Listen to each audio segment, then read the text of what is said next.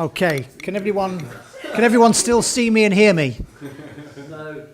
There's too much buzzing. Yeah, there's too much buzzing. There's a method in my madness. I'm just going to write a word down and see if it resonates with you.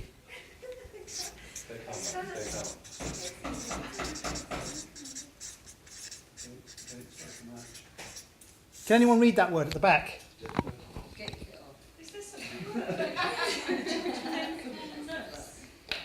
The latter I may have made up, but there is a point in the reason. One of the things that you will find within yourself, and I do believe that one of the biggest challenges that we have, which creates this, in fact, it fast tracks people to creating this in their body, is judging. Wherever you walk, wherever you go, you will see things, hear things, smell things, and all the other factors that we have, maybe even just sense, and you will form a judgment. Now, this is only my opinion, but there's only one thing worse than smoking branded cigarettes and drinking excessively, in my opinion, and that's forming a judgment. And every time you form a judgment, you put another nail in your coffin, not somebody else's, yours. So, once you are mindful and you wake up in that moment and realise that you're judging another, because I have had people walk out when I've done this, and that's okay because that was the gift they got. I had people laughing at me. I was just thinking, are we going to have to take off our clothes as well? It is optional, but no, you're quite safe, okay? Stepping slightly outside my comfort zone, but the reason for it is I wanted to create a small impact for you just to become aware of what could be labelled as your stinking thinking. Dr. Deepak Chopra reckons we think up to 68,000 thoughts a day. Up to 90% could be seen as negative. Now, some of that is ancestral. However, only once you are aware of it can you do something about it. So, I'm going to go through a little bit of this, but I do believe, if you don't mind me getting dressed now, because you've probably seen it all before. How dare you put your clothes on? Who's heard of Osho? Yeah.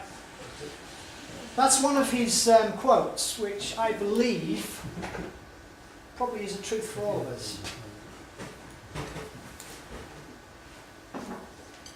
And then I've asked a question here, how often do we become a victim of our own thoughts? Well, only you know what the truth is. And remember, the truth cannot be said. If it's said, it's not the truth. Lao Tzu once said. It could not be true then. Were you ever taught at school not to believe all your thoughts? I certainly wasn't. And so it's an ongoing journey, it's never a destination. To ultimately become aware when we are forming judgments of another. Because like I said, it's another nail in your coffin, not theirs. Mindset stress ultimately will lead to micronutrient deficient depletion. Now, I've got loads of books in here, ones that I've read. One of the recent ones is called Naked Calories by Maya and Jason Carlton, PhD. And literally it's pretty well documented and backed by research, and I like the way they write with the pictures and everything else about what causes malnutrition. And ultimately, it's down to a micronutrient deficiency. And the question is, what are micronutrients? I won't insult your intelligence and read, but can you see what I've written on there? Yeah? I do insult my intelligence. Okay, sorry. It says vitamins, minerals, essential fatty acids, amino acids, enzymes, pre- and probiotics, fibre, and then also I'll throw into the mix other things like hormonal and neurotransmitter imbalances. Okay? So ultimately, really, what is health? And health is balance with all of these and more. So there's a lot of things we don't know, but I'll share what I do know. But I do want you to listen to that which I'm not going to tell you, because I like to think it resonates through me. In other words, it's the ancient form of communication. So most of you may be picking up on 7% of my words. There's far more I don't know, which I'd like you to listen to and to pick up on, if that's okay. I want to know, if it's all right with you folks, why are you here? What would you like to receive this evening from this presentation? And if necessary, what would you like to leave behind? And then, of course, I've got my obligatory questions to ask on top of that. So, what's the reason for being here? If you don't mind me asking, I don't want to pinpoint you, but what's the reason for being here this evening? What would you like to receive? See what you're going to say about cancer. So you just want to hear about what I have to say about cancer, yeah? Not just that, anything. Anything specifically? Yeah, well, I'm okay with the videos anyway, so Okay, anything you have to say. Really. okay, thanks. Watched your last one, 2011 one. The Truthjuice at Bristol? Yeah. Right, And that's what made us watch all your videos and what's coming. thank you very much, thank you. I don't want to pinpoint, but what was the reason for being here? What would you like to receive this evening? I know you can talk with your mouth full, or I can say pass. Sort of information that sort of coincides with some of the research that I'm doing On cancer? on a lot of things. Okay. Cancer was one of them. Okay, right. So you're open to some of the things that I will share this evening. And by all means, I'm happy to. I know I've got a limited space of time here to throw out some questions, because Buckminster once said, one of the dumbest questions ever is one that's never asked. So if you do have a question and you feel it will benefit all as opposed to just self, then please do ask the question. Reason for being here? I'm really curious about health and well-being and the power that we all have as individuals that I think for most of us we're not tapping into fully. And a lot of what I've been reading and what interests me alongside of the chemicals that we produce, brain, and so much more. I could blah blah blah, but I won't. Yeah, curious, open, and yeah, I could say more, but I won't. Thank you. Anyone else chime in or on with the show? And reason for being here, what you'd like to receive? Just general knowledge for health and well-being. Beautiful. Because I often say I only deal in health, I don't deal in disease. That's where you go and see a doctor. I only deal in health. Is it okay if I ask you people questions? Is that all right? Yeah. Are you open to that? Yeah. Is it also okay if I challenge some of your beliefs and values? And when I say that, that doesn't mean that I'm right and you're wrong. But is that okay? Yeah. Brilliant. Thank you for that. Sometimes I use the Calvinistic ethic and sometimes I don't. And I've put on here, that means it's far better to beg forgiveness than to ask permission. Taking responsibility really is the context of what my presentation's about. Please bear in mind you're not broken and you don't need fixing. However, some of you may not be happy with some of the signs and symptoms that you've heard about or you've seen others perhaps. I mean, hands up how many in the room know of or have seen somebody die as labelled with cancer? Yeah? Pretty much everyone in the room? Yeah? But you will have heard of that in the media. There's been somebody, some famous whoever who's died of it and so on. And what I'm saying actually, and as I put it on here, it's actually not a disease, it's a survival mechanism, and I'll go into that. But what I do want to do is to remind you some things which you may have forgotten. I'm not going to teach you anything this evening. And it's easy to forget because most of us have a television and we read newspapers. And if that's what you do, not that I'm against watching television and reading newspapers, there's a lot more out there that you may miss. As a former academic, because I used to teach at a university, I've obviously got to have learning outcomes. And I'm not going to insult your intelligence and read all of these, except for you, sir. Or others maybe neither. Gain further knowledge about cancer and its causes. Increase your awareness about simple strategies to prevent and reverse all chronic diseases, including cancer. And now I'll go along with the trend that it's a disease. Discover more empowering tools to stop your genes. How many genes do we have in the body? Up to? 28? No, that's chromosomes. Indeed. Up to, I believe, between 23 and 25,000. We used to think we had hundreds of thousands, but that's not true. We have between 23 and 25,000 genes in our body. And guess what? They've all got a shopping list. Expressing cancer and making you become a medical statistic. Remind us about the 2 main pathways leading to the disease and the 8 main pathways to health and vitality. At the end of this presentation, you will be reminded how to bolster your immune system and slow down your aging process, overcome mood swings, depression, and ultimately improve your whole quality of life while at the same time create enjoyment and gain optimal vitality. And I put down there that physical body signs and symptoms relating to disease we will cover.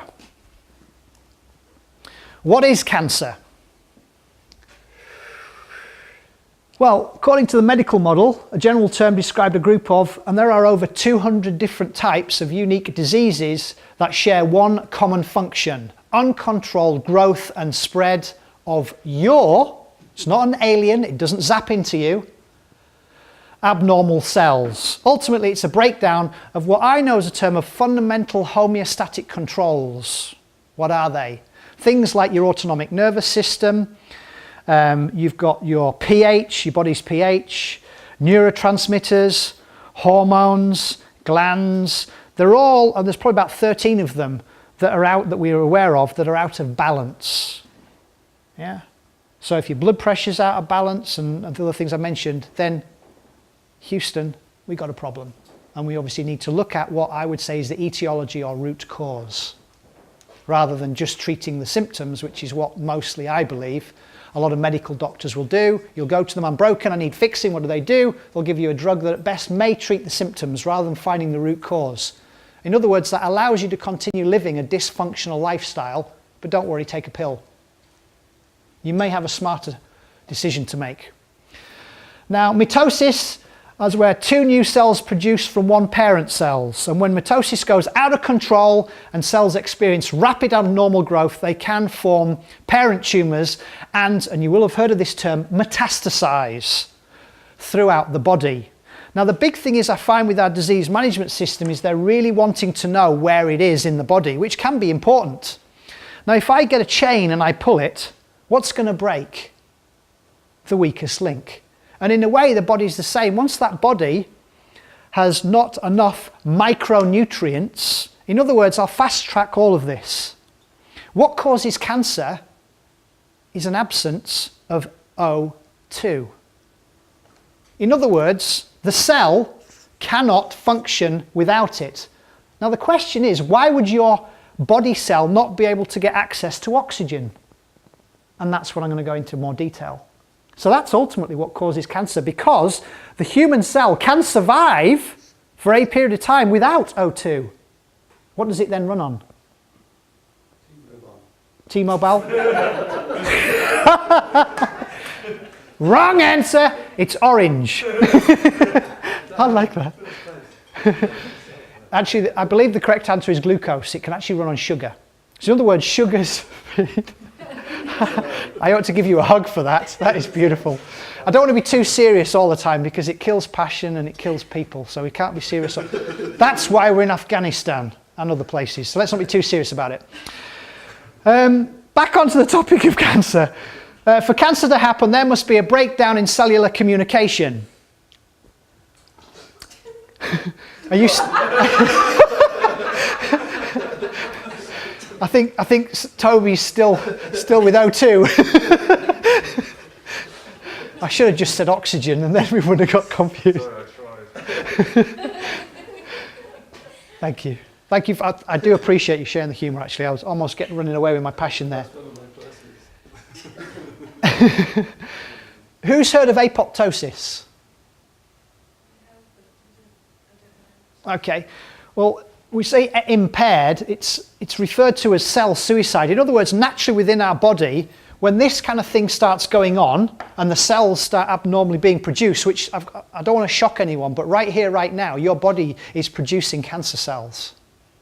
However, if you have a strong immune system, it's okay. And things like apoptosis, which basically means cell suicide or cell death, will occur naturally because the body is in balance. And then there's another term called angiogenesis, which we believe also drives cancer.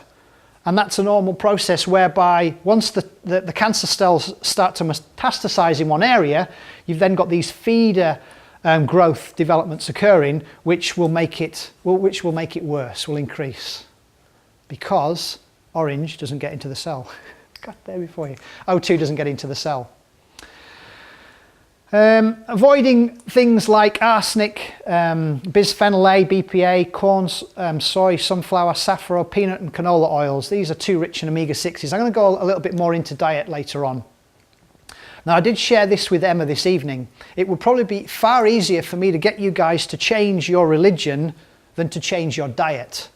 So I'm not going to stand here today to do either of those two things. What I will do is present you with some information which I would like you to, no pun intended, but inwardly digest, and then do your own due diligence or homework and find out if there's some truth in what I have reminded you. Is that okay? Cool. So your body produces 10 million cells every second. That's over 1 trillion new cells every day. Isn't that amazing? So nothing stays the same. Paradoxical irony. Everything's changing all the time. If it does die. A bit more about what is cancer and the birth of cancer, or carcinogenesis, as the term you may have come across before. And again, I don't want to read through all this stuff. However, there are 5 major labeled types of cancer, and they're all 1, 2, 3, 4, 5 listed down there. So if you know of somebody, or maybe someone close in the family who has been labelled with cancer, then these are some of the terms that they may use. Carcinomas, which is the most common. Solid tumours that affect any organ or part of the body. Leukemias, which form in the blood and the bone marrow, which are not solid. Myelomas, tumours that originate in bone marrow or plasma cells, usually not as common. And lymphomas found in the glands, nodes of your lymphatic system. And sarcomas, which is the rarest solid tumours that arise from connective tissue, such as bone and muscle. Any questions so far? I know I'm going at a cracking rate here. There's quite a lot of information that I'd like to remind you folks, that's why. But is this okay? Are you still with me? Where leukemia is in the blood and bone marrow and are not solid, because I read somewhere recently, I can't remember where, it's the first time I came across it, that cancer was not a cell, it was a liquid. Right, well my understanding, if I heard you correctly, is that I know we like to split things up and divide things, but the chances are if you've got something like leukemia, you're also likely to have some of these as well, and also it will probably actually metastasize in a certain area. But what they will fix on is the fact that it's in your bone marrow or it's in your blood circulatory system. Well, in my opinion, it's likely to be anyway, because it affects the whole body, not just that area. Yeah. Now, what I do find interesting, you just remind me of this, if you go to a GP or an oncologist and they want to find out if you have cancer or where it is, what do? They'll do a PET scan, positron emission tomography. What they'll do is they will get, wait for it, a sugary solution, a glucose solution, make it put some radioisotopics in there. They will then inject that into the human body and then they will scan you. Yeah? And then from that, if you have a metastasized cancer in your body, it will then be picked up and they will be able to know where that is. So when an oncologist or doctor tells you you don't need to worry about your diet, what have you just learnt or been reminded? What feeds cancer? Sugar. Thank you. Anything that, you say, what is sugar? It's not just your normal table sugar, which is known as sucrose. Anything that ends in OSE, OL or IN is labelled as a sugar. Fructose, maltose, dextrose, mannitol, xylitol, xylitol, they're all sugars and more. However, saying that, the sugars that I know are not likely to blow your blood sugar and may be okay for some people are xylitol. Xylitol, you can buy that in Holland and Barrett. For some people, it's okay to have that kind of sugar. And the other one, which Emma's beautifully got in some of her food over there, is stevia. Yeah, so you might be familiar with that as well. Why haven't you got melanomas on there? Or have I missed it? He's talking about myelomas. Is that the same thing? Is it? Yeah. Okay. Yeah. Okay. We'll go into more in the diet later. So what causes cancer? Your environment. We are all products of our environment. Now I'll go into more detail what I mean by the environment. Now some people say to me, but Magnus, how can you explain how a young child gets cancer or dies or passes away from it? In fact, a very dear friend of mine buried his son at age 7 from leukemia. My understanding is that when a child is born, if the parents weren't healthy, and you won't necessarily see that, and they have a child, and that child is also then born with deficiencies, then you know where this is going. You remind me, if you were deficient in vitamin C, what could you create in your life? Scurvy, that's why we were labelled as limeys, weren't we? Because we would, okay. If you were deficient in B1, what could that co-create in your life? Beriberi. And if you were deficient in vitamin D, then rickets, depression, cancers. In fact, I have read some research that shows that if your vitamin D, it's actually not a vitamin, it's a pro-hormone, but if your vitamin D3, cholecalciferol, is between 40 and 60 nanograms per milliliter in your body, you could prevent or reverse the chances of getting cancer by up to 77%. That's quite high. Let me also provide a statistic that over 80% of people living in the UK are vitamin D deficient. Where do you normally get vitamin D from? Sunshine. Thank you. Have we had a good summer? Well, how do you find out? How do you find out? How do you find out? It's a blood test. Oh, okay. I'll provide you with that information where you can go. I'm not into guessing, I'm into measuring. If you can't measure something, it has no value. So one of the first things I do with my clients is find out what is their vitamin D.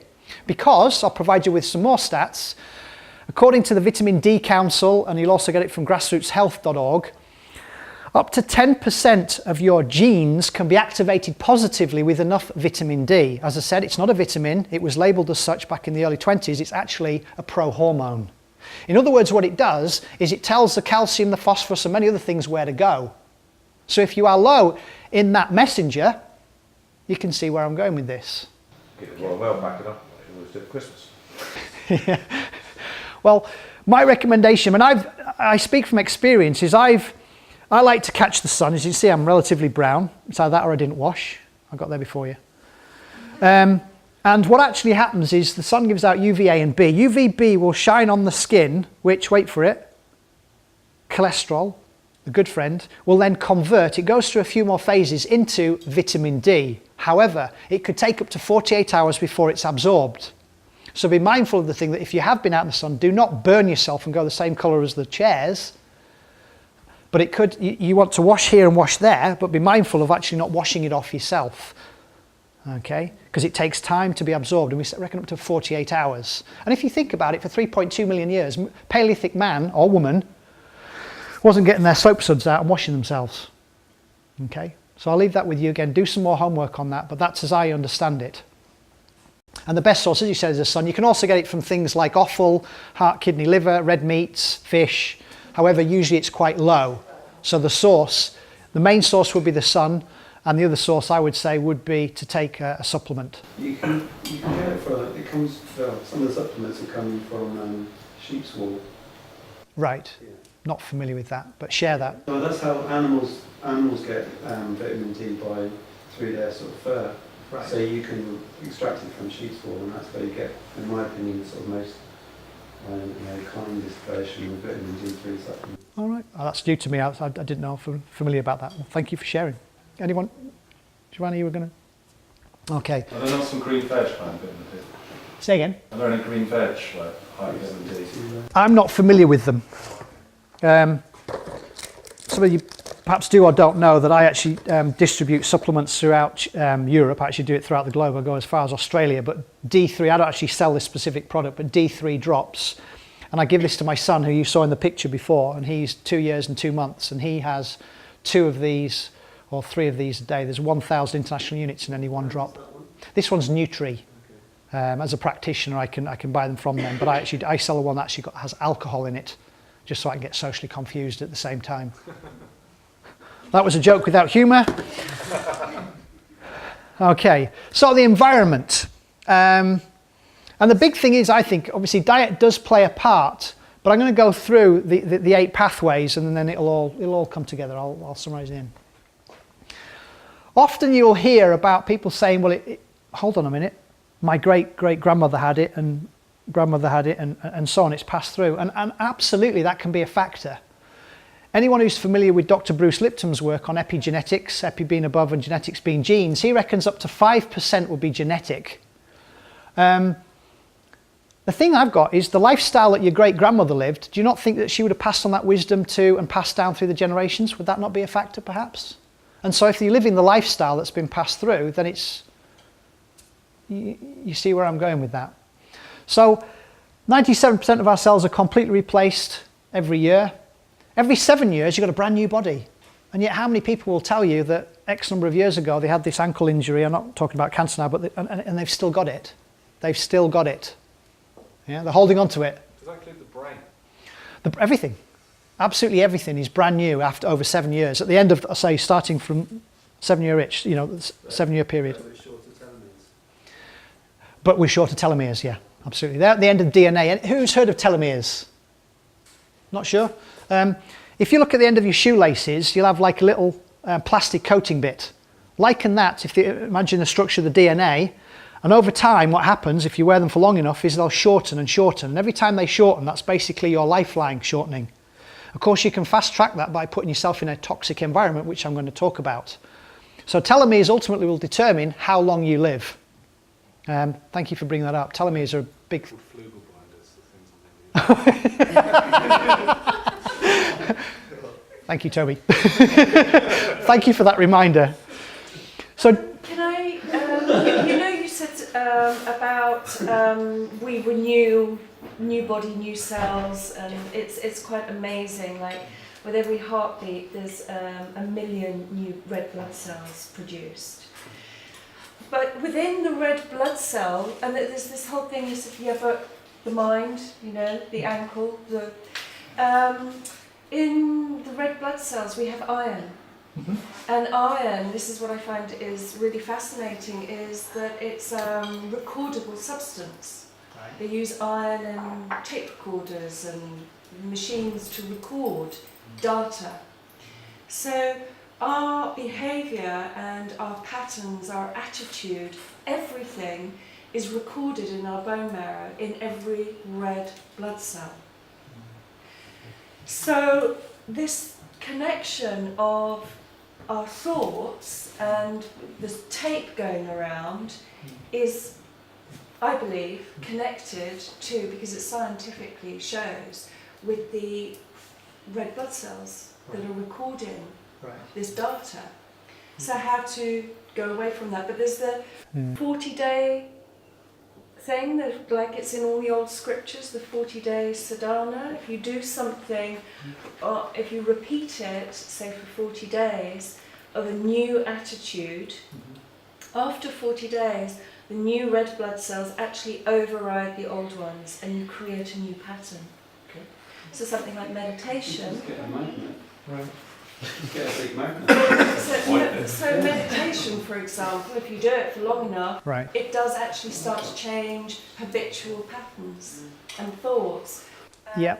I think you're touching on something which is, well, some of that is slightly going outside my remit. Suffice to say that Buddha once said, you are what you think, having become what you thought. So if you have that kind of program where you believe something, then I don't know if anyone's read Dr. Kirby Surprise's book. It's called Synchronicity. And ultimately in there, what he's showing is that this isn't verbatim, but what he's basically saying is that we could, he doesn't use the term control, up to 5% of what's going to happen to us at any one moment. Okay? So if thoughts are energy, then thoughts become things. And I do believe, if you look at, and I studied geology, one of my undergrads, BSc honours, is in geology, and if you see how plate tectonics works and how the alignment of north and south has changed and everything else, it's all recorded. And you're right, because they're called hemoglobin in the body. Heme is obviously iron, globin is just the protein. So I do believe it can be recorded. From a point of view of changing the mindset behind it, I believe something like 28 days. I'm familiar with that cycle, which is obviously similar to women's cycle, rather than say 40 days. I'm not, There are different schools of thought. There's the 21, people talk about 21 and people talk about 28, but then there's also the 40-day thing as well. So to change whatever you're doing... 40 is the sustainable. Well, if you can do it for 28 days, then hopefully you'll sustain it for longer. Yeah. So certainly, again, within yourself is to look at those things that you are doing within your environment that is or is not serving you.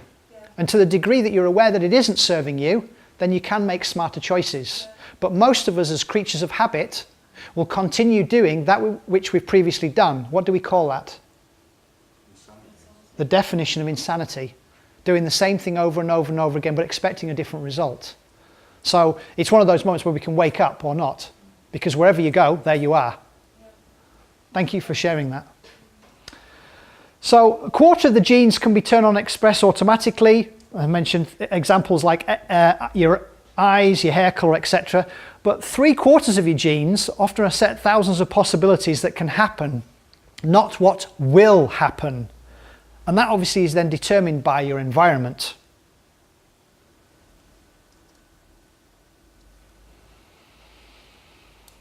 Will your genes create cancer or cause cancer? They make it possible, but no, they do not cause it. It's a bit like the gun, it's got something inside it, but it doesn't go off until you pull the trigger. And the trigger is ultimately your environment or your lifestyle choices, which again is in the environment. Because if you are in a vegetarian environment or a carnivore environment, you're obviously going to eat as they do. So ultimately, we are telling our genes to give us cancer. We damage them through improper instructions, causing them to malfunction in ways that cause the symptoms of cancer. Because notice what I just said, it's symptoms of. In my opinion, if you didn't create cancer in your life, you'd be dead. You would die. That's where it comes in as a survival mechanism. It gives you a little bit longer to get back into yin and yang, back into balance, because you're obviously out of balance. It's a bit like driving your car down the motorway. Imagine it's got 3 lanes, and if you fell asleep at the wheel and you went over those bumps, thought you wake up, oh, you've got an opportunity to get back in the lane again. But if you fell asleep either side, it could be game over. So genes are the blueprints of life. I can liken that to if you have like a blueprint, you give it to an architect. So what? The architect, he can maybe imagine what it would look like, but until you actually get the builders in and the electricians in and all the other people, that's again about the environment. So direct, initiated, and termination of biological processes including cell growth, apoptosis we talked about, embryogenesis, new blood cell growth from pre-existing vessels, and the respiratory process. A single gene is capable of producing as many as 30,000 different proteins, which each have a different role in the body to create a different outcome. This is why I'll throw this in now about the Darwinian theory, because we're all kind of, when I say all of us, I mean collectively, if you look outside in our default world, survival of the fittest, competition and all the rest of it. But when you look at the real true meaning of the word competition, it actually means to compete together, not in separation. And the Darwinian theory of survival of the fittest makes me think, well, how many of you people have woken up in the morning and suddenly found your elbow having a domestic with your knee? Or maybe your heart or your liver are suddenly, oh, I don't like you there. Does that happen? Hell no. They work. I would challenge that.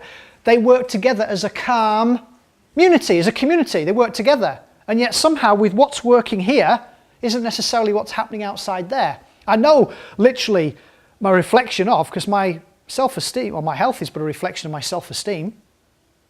What I see externally is a reflection to some extent of what's going on internally. I'll leave that with you. So you create the environment.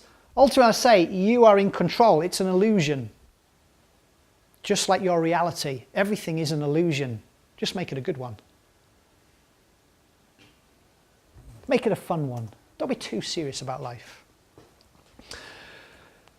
DNA and hormones and supplements. And I know we like to split things up and say this is vitamin A and C and E and B3, and I've listed quite a few down there. At the end of the day, they all work together as a collective. I mean, if you eat some food, it doesn't just contain one or the other unless it comes as a synthetic supplement.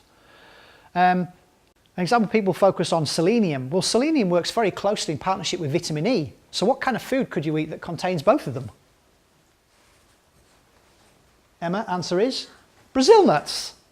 Just one Brazil nut enough will give you enough zinc for one day, but it also contains selenium and it contains vitamin E. I'm saying this to the men, not the women. Remember that, please remember this, right? Soak your nuts. Yeah? You start to do that, yeah? Because if you do that, the man at the back's going, oh dear, what's he going on? He's gone off his little tangent again. By the form of like sprouting, by literally overnight, if you just get nice decent water, put your nut seeds and soak them on overnight and then drain them out, you will find they're enriched in vitamin A, C and lots of other things as well, because the germination process has started. Usually around about 12 hours. Say again? Yeah. But soak them. Soak your nuts. Okay. It also does other things. It releases aflatoxins, one second, and it also, aflatoxins are produced by fungi. They use that in biological chemical warfare in high concentrations. And also it releases a thing called phytates, which are mineral blockers, which stop the absorption when it goes down into our first brain, which I know is the stomach. You had a question? Yeah, you talk about germinating them. Where do you get... Well, I mean, as in anything that you know there's alive, that if you left it in some water or in some soil overnight and then it started to sprout. Don't grow, they're just, all we can find is just... No. Inert. But that's what I mean, is if you did with some of them long enough, 12 hours, no, absolutely, not a lot's going to happen in 12 hours. Okay. But if you did properly in the soil and so on, eventually it would. So in other words, it's alive, just like you are. Yeah. But anything that has a shelf life does not have a self life. Yeah. Try McDonald's, try germinating that or whatever it is that, you know, something comes in a tin. It's not going to happen, okay, because it's dead. An invite to stop damaging your genes. Now, I touched on this about, tumour suppressor genes. They slowed down cell division. Many people, obviously, with cancer will find that this isn't working properly.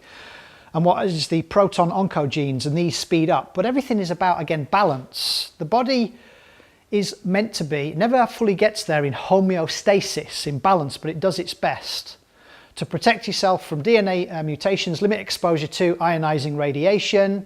Non-ionizing radiation would be electrical devices.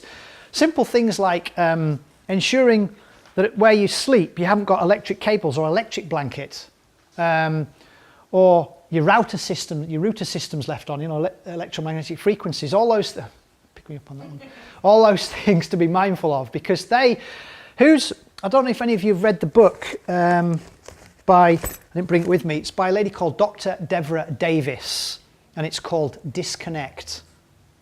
Nothing else this evening, this is worth the admission ticket alone. Just get the book and read it. Stack loads of research clearly showing that, where do I put it? These things disrupt and change our DNA. Never have them in your pocket. Men who have iPods close to their reduced sperm count, fixed on the side, can lead to osteoporosis. Now what was done is that the kilowattage is obviously, well, 1 or less in a mobile phone, and in a microwave it's about 1,000. But the frequency is exactly the same as one of these. But when they did their early research, they were saying, well, when you have it close to your head, there's no heat given off, therefore it's okay. Who paid for the research? Interphone study. Unbelievable. So again, read the book, Disconnect by Dr. Deborah Davis, because she knows that literally what's happening now is similar to that which was given with the smoking industry for 40 or 50 years. It doesn't cause lung cancer. And let me remind you, there isn't one single double-blind study to show that smoking causes lung cancer. There isn't one. Just 1 second, okay?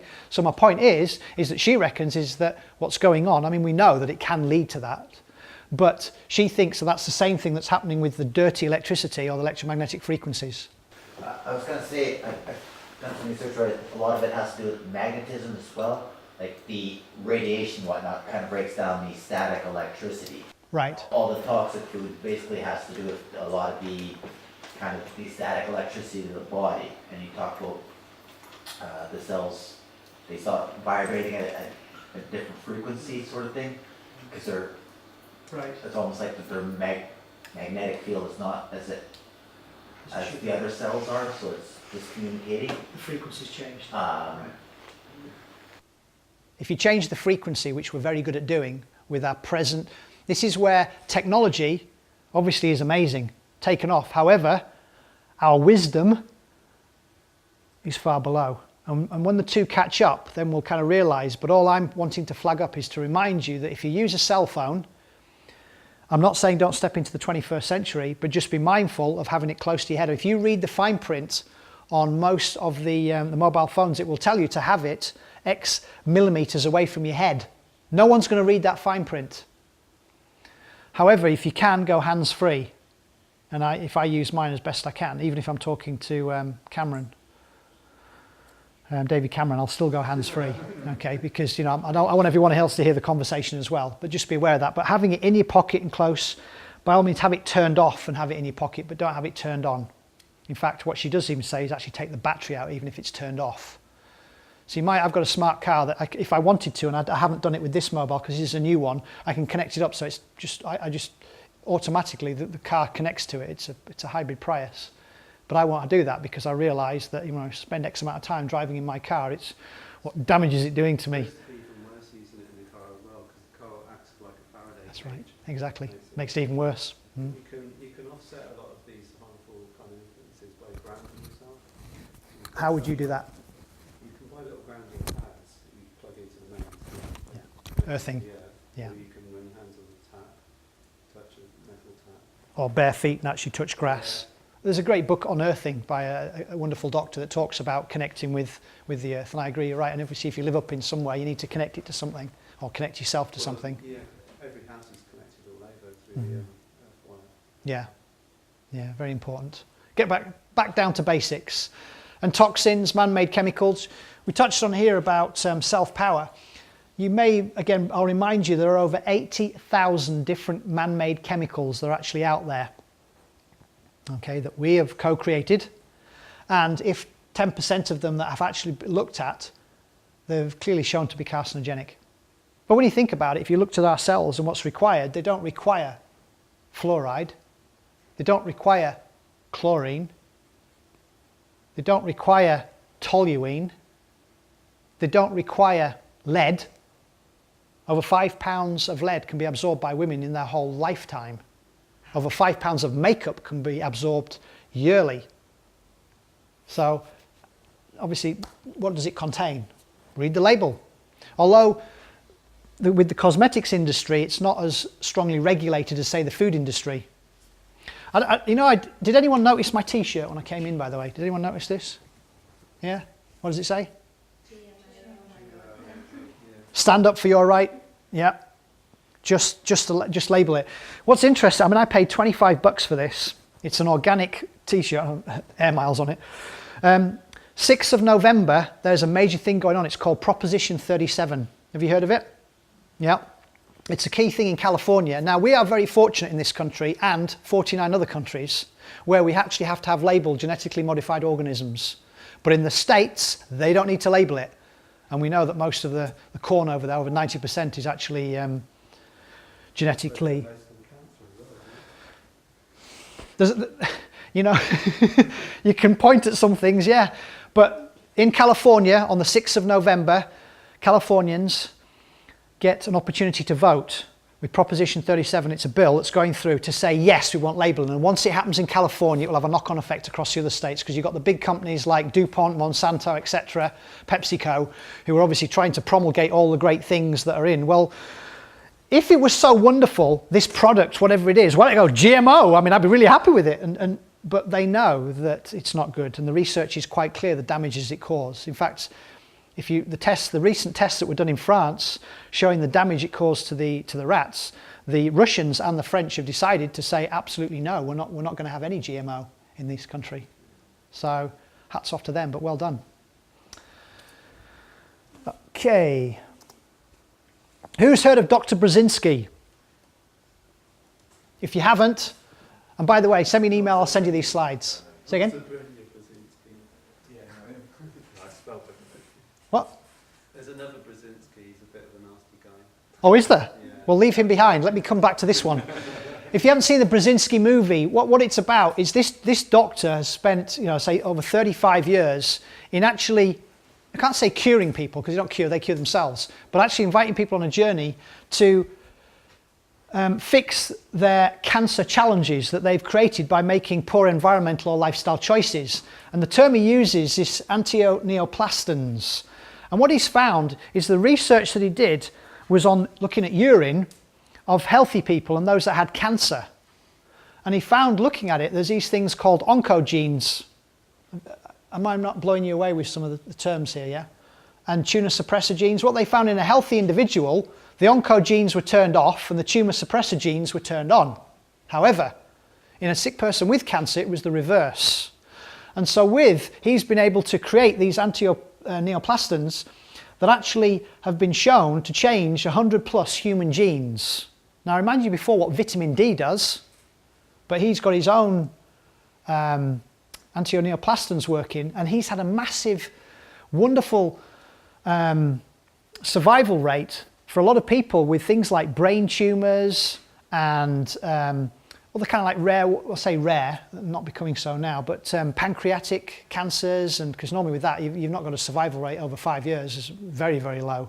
But he's had a major success rate. But he's had, I think it's 5 or 6 times, he's had the big authorities trying to shut him down. Now, even if he's only helping one person overcome cancer, don't you think you'd promote it? Why do you think this is? Well, let me remind you.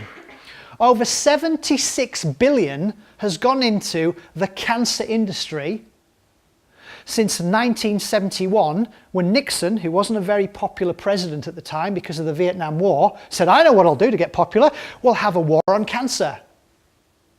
Well, in 1971, allegedly, it was the 8th or 9th leading cause of death in 1971. Cancer, dying of cancer, 8th or 9th. Let me ask you a question. What is it today? I will challenge that if you're aged between 45 and 73. It's actually the leading cause of death. Wow. So if I'd put 76 billion into something and it was there, and I want to go that direction and it's over here, what the hell's going on? Wake up, people.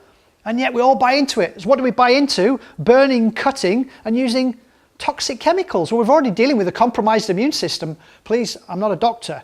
I'm not saying don't cut things out. I'm not saying don't use certain forms of chemotherapy, but certainly with a specialist doctor who will localize it and know exactly what they're doing.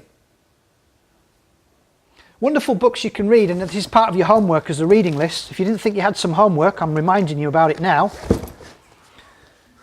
You might have paid to come in here, but there's homework to do. Never Fear Cancer Again, How to Prevent and Reverse It by Raymond Francis. What a beautiful bloke.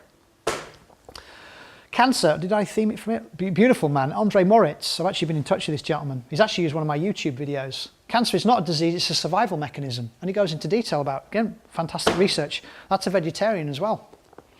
Beating Cancer with Nutrition by Patrick Quillin. I mean, these are just some examples of books that I've read to put some of this stuff together. Okay. Now, this is what I find interesting. Cancer cells are unable to multiply without sugar. 1992 Swedish study found that 223 men who had early prostate cancer but did not receive any kind of medical treatment, only 19 died within 10 years of diagnosis. What does that tell you? Usually once people are labelled with cancer, what do they then become? A victim, exactly. They will, well, before then they would have been starting to go down that way, but they will also stress themselves further and almost like as a catalyst fast track themselves to metastasizing. And what happens once it starts to metastasize and get bigger and bigger wherever it is, can that organ then function properly? No. But that's not what kills them. I'll go into detail what does. Do you mean those guys didn't know they had cancer? Is that what you mean? I'm not sure about that. It's a good question. I'm not sure. They didn't know. But what I'm saying is about the actual, I'm focusing on the medical treatment. I know Disraeli says it well, there's always lies, damn lies and statistics for you, but that's just one example. I would say that that's a great question. I don't know. I'd need to look up if that was the case. But there's lots of people who, again, I've heard about or read about that didn't know they had it. In fact, there was even somebody there was these 2 men, and one who did have cancer, they got their results mixed up. And as soon as the one who didn't have cancer was told that he had, he went and fast-tracked and created it. And the one that was told he was fine lived longer than 5 years. So, but these things go on. I think the main thing I think that from the main message is that you can control your state of mind to the degree that you want to. You talked about the on-cog genes turned on and off in the urine. Yeah. And some people use urine therapy. Yeah. So basically if someone has cancer and they drink their own urine, they're going to make themselves worse? Good question. Not knowing much about what you've just mentioned, I would say yes to that. Okay, not that I'm not into drinking urine. I've heard about it and I've read a little bit about it. But to me, it's if you're in a toxic environment and you actually have cancer and you are obviously then putting back into the body, that's probably not a good thing. Because the urine also has the urea, which has the original gene code as well. Right. So Yeah. I don't know how that would... I don't know. I mean, what I know about that therapy is that there's a chemical change in the urine that actually then it knows how to heal the body. You know, it's almost like it has a blueprint of your makeup in it, and it's not toxic like people think it is. No, we had someone do a talk on it here. Yeah, I'm not sure. I don't. It's not. It's not something. Yeah, it's an interesting question. It's not something that I have studied or know much about. You know, I appreciate you asking though. Yeah, we should check out Sylvia's talk. I'm sure she talked about cancer in that. Right. Yeah. Good question, but I don't know. If you don't mind, I'll say pass on that. It's Magnus Magnuson. Cancer cells are not vicious killing machines, but serve a purpose of absorbing your body's toxins that otherwise would kill you. And then I put on what is the underlying reason for a body that creates cancer? Usually, I don't know if I stated before that, I find that people who have cancer have usually had some traumatic event in their life. And that, even if it was when they were younger, has obviously over time got worse and worse. Let me give you an example of somebody who died recently, who was in the media. His name's going to pop into my head. He's the Apple guy. Steve Jobs. Okay. Now there was an interesting, I think it was a YouTube I was watching about when he actually got cancer. And they were able to use statistics to extrapolate back. And I think he died age 56. Yeah, they said he must have got it, but it must have originated in his 20s or something. When he was 23 or 26 years old. And what they're able to do, by the size of the cancer and how quickly it grows, they're able to use the stats to figure out, well, when it started off at 1 or 2 cells. And they think that usually it grows something like a millimetre every either 3 or 10 months. And so what came about from it, though, with Steve Jobs, because there is a culture within Apple about veganism and vegetarianism, and I'm not dissing veganism or vegetarianism, but that's what I've been told is in the Apple organisation. And there is a famous doctor whose name will pop into my head, who allegedly gave him, I would think, poor advice about actually having an operation or changing his direction and changing his diet. And this guy is a very strong vegetarian. And his name will pop into my head. He actually is well known. It'll come to me. But anyway, my point is that once he knew that he had it, he could have changed. You see, put it this way, if you get to a point and you know you've got cancer, you know how to create it, right? How do you know? Because every lifestyle decision or choice or environment that you've been in has brought you to that point. So you know how to do it. What you then need to think about is, well, what distinctions or changes do I need to make in my life to reverse that? Does that make sense? Yeah? So if this man has been living the lifestyle he has, but they reckon because he worked in the soldering industry and other things, he obviously picked up some toxins, which is a major factor to it, which I'll go into in a moment, then no wonder it started. However, in my opinion, a healthy cell is able to kick out toxins. Who's heard of glutathione? No? Did I just swear at you? There's no joke between O2 on that one. It's a major powerhouse in all cells that's required, and it can come about by giving the cells what they require so that they can detoxify the body. Now obviously with Steve Jobs, unfortunately, if the toxin was true, he picked it up 23 or 26 years old. He had it for a number of years and it got better and got worse and so on. However, he never made, I believe, those distinctions required so that he could be alive today. But what an incredible man with creating the iPad and all the other things. Certainly left a legacy behind. So what I find curious is then that I've read a lot about how cancer spreads very, very quickly in a healthy body. In a healthy body? What would you label as a healthy body? Well, it's supposed to be somebody that is, you know, running and that's not healthy. Diet and because they're healthy on that level on the physicality of that it actually allows the cancer to run really fast. Well, you hit one thing then. You said running, okay? If you have a compromised immune system, which I'm going to go through how you get there, running is the last thing you want to do. Why? Because you're going to be utilising more of your micronutrients. Okay, that's the last thing. What I would do is you need to be doing working in, not working out. Everyone's heard of how to work out. Any old fool can work out and energy expended outwards. But what about working in? What I call creative movements. Getting the female chi smart energy in. And that's why I can show different areas working on the body where you're actually putting energy in. Because most people that have got cancer, their energy levels are low. Quite understandably, I'll go through, I think it might be the next slide, the reason why. Because the cell itself is only functioning at the 15th of its energy. It's running on glucose, but it's not running effectively. Okay, so the last thing you ought to be doing is exercise. And the other thing is when people say, well, look at them, they eat healthily. And I'll say, well, the first thing I do is, you can get it free on my website, I get people to fill out a 10-day food diary. All I want to know is what and when they eat. That's all I want to know. What and when they consume foods. And then they'll tell me and it'll be all listed. And then when we sit down, but while they're doing it themselves, they'll realise whether it's healthy or not. Because once it's gone, it's gone. No, but when you've written it down or taken a picture of it, and that's something different, because you're not going to kid yourself because you've taken a picture or you've written it down. So eating a healthy diet, and also, as I say, as Lucretius once said, one man's food is another man's poison. So what's healthy for you is not healthy for that gentleman there. I mean, we know that from... It's down to the environment. It's also down to your genetics as well, believe it or not. Because if you're looking at Eskimos, they're eating 90% fat and protein. You don't see them queuing up with ketone problems in hospital. But then if you go to the Hunza tribe in North Pakistan, closest to the equator, 65% carbohydrates. So ultimately, you need to find the fuel that's right for you. And you will know, and I can introduce you to a pulse test if you want to find out. It's a simple form of kinesiology. Again, if you send me an email, I can send you the form.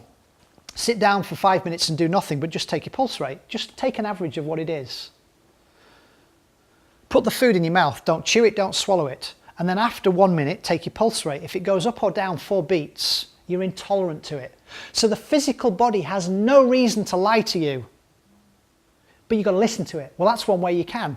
Like, if you and I went out on a date, and we went out to some restaurant, it's okay, I'm married to another bloke, and you see my wife on the screen, and you see people blowing their nose, or you see people coughing, or they've got sweat, or they've got a rash coming on their neck. But they always do that. They don't realise that the food has affected them because their body believes it's been attacked by a virus. Secretory IgA, immunoglobulin, I'll talk about later, thinks that, oh, we've got to attack this virus, but it isn't a virus, it's actually a food. Well, I say a food, it's likely to be a product. But you ignore it and you carry on eating the same foods or same products. Listen to your body. So a simple way, if you're not sure, and a classic one I do with cheese, I mean, if I eat any form of pasteurised cheese, sweat within seconds is pouring off the top of my head because I'm follically challenged, I can do that. Yeah? So just be aware that the physical body has no reason and never will lie to you, because if it did, you would die.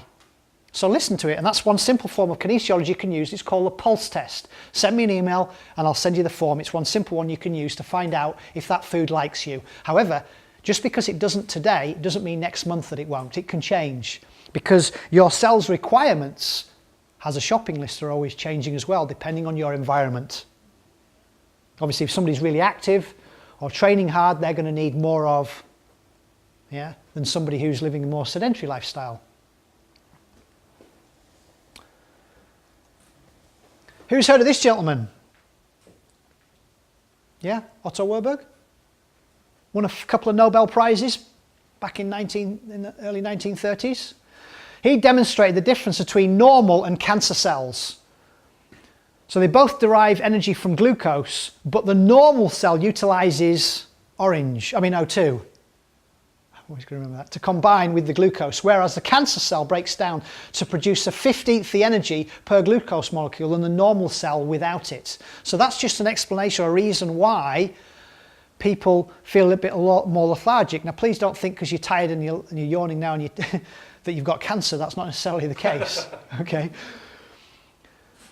There is no cancer treatment that can remotely compete with the body's own healing mechanisms, which we unfortunately label as a disease. And once it's labelled as a disease, it comes with a pharmaceutical drug.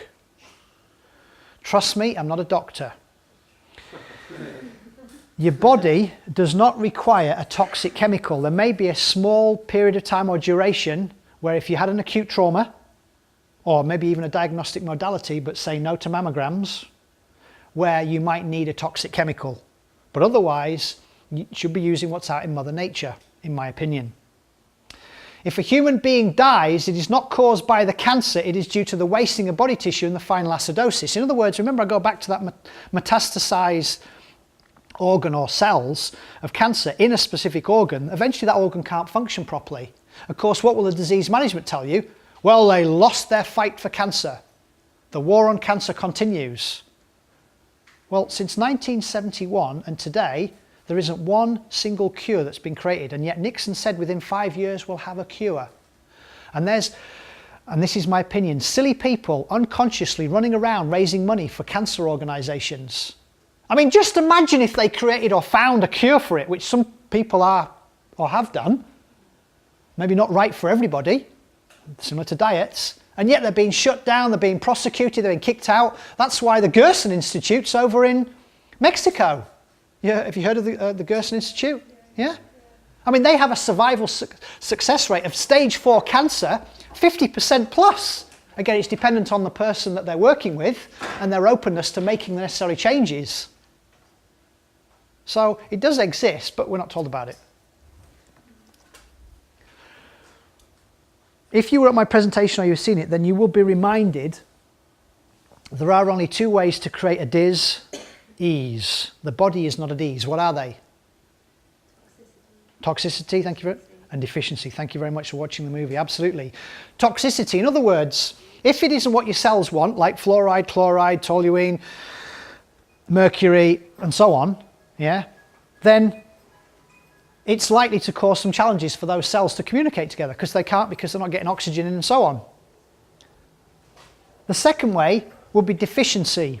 In other words, if you are not consuming the foods that are right for you and your body's not able to access it, it's going to lead you towards a disease. And I talked about the deficiencies and a couple of things which you know have those labels of beriberi, rickets, and so on. Yeah.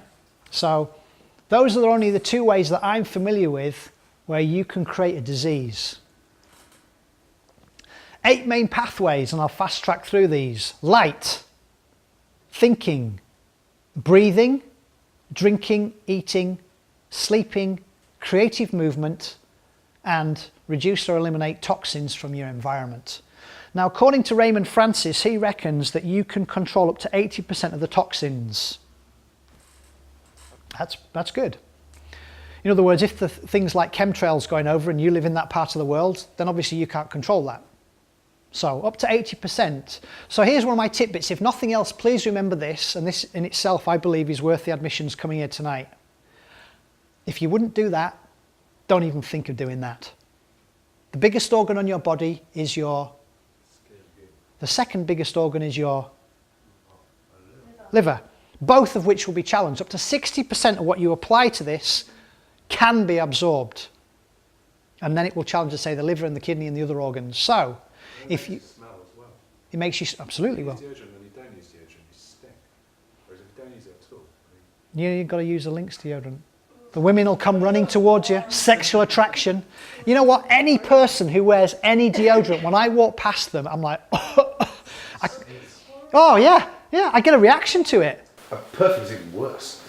Perfume and aftershave just make me sneeze. When you walk into buildings and they've got those air fresheners in the toilets and everything, just be mindful. Again, this is where the 80%, you can't control that apart from get out the bathroom. But these are toxins which we smell nice, because a lot of us now, we've gone on gustatory and olfactory. We're not actually working on the other senses.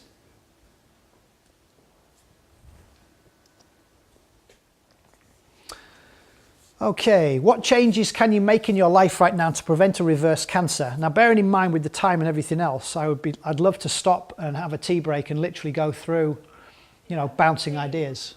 So, yeah. Excellent. You can drink it in a bit. Ba-bum. Thank you for sharing. We'll have a tea break. So, okay, while we're having this little break then, about with what you've heard already, what kind of changes or distinctions would you like to make in your life? Or has it just been a quick reminder, I'm glad I've heard it and everything's going really well because my path is very clear. Okay. I do believe, I'll just finish this and then we'll have that break. Healing is about accepting, allowing and supporting, not fighting and resisting. It's that which makes it even worse. Once you resist them, resistance is the first act of war. There's nothing to resist. In nature, nothing resists. It works in harmony. So think about cutting, poisoning and burning a physical body will obviously weaken or compromise your immune systems. And also when you look at the stats and what they use to measure the effectiveness of things that are very archaic. I mean, chemotherapy success rate in the 50s is no different as it is today. How do you restore your health? What does optimal health mean to you? Okay, question then. Would anyone like to share what any aha moments or any changes or distinctions they're going to make in their life, or anything that's, oh, I wasn't aware of that, or I'm going to do some more due diligence or homework on anything, or is this just, you've heard this all before? Anything? You've reminded me that last time I saw you speak, I wrote a list of things I was going to do that I never read again. So I'm going to go and look at that again. Okay. I think I'm going to carry on my hunt for natural springs. Yeah, that's the best water you can drink. But I'm also getting in it as well because it's brilliant for grounding you. There's something magical actually. Got in the White Spring once in Glastonbury and cure the cold in about instantly. Yeah, I was going to say, I've got a friend that drives to Glastonbury and fills up her car with grains and bottles and does the water run and swears by it. Yeah. Well, just put your water in non-PPA plastics. Well, I could run a 3-day lecture on plastics.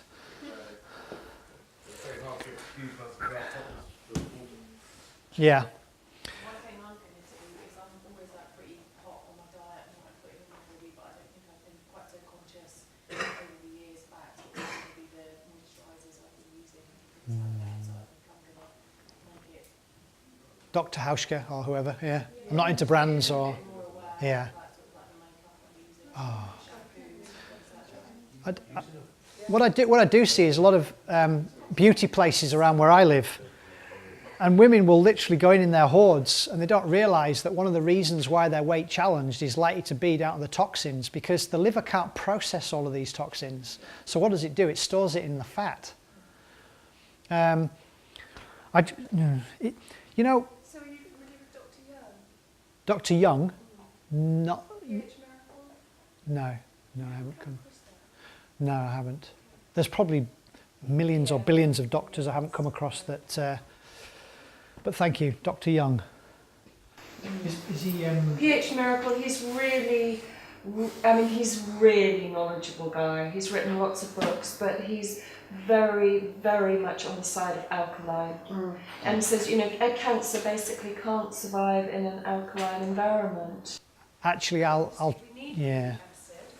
No, I'll challenge that. Yeah, it actually isn't true. Cancer can survive in both acidic and alkaline. There are other factors to it, not just the pH of the body, but your body goes through 2 cycles every day of acidity and alkalinity. Now, one thing you can do, and I do this with some of my clients, is you can measure from a urine and saliva what the pH is, but we're talking about venous return pH, which should be around about 7.4, 7.38.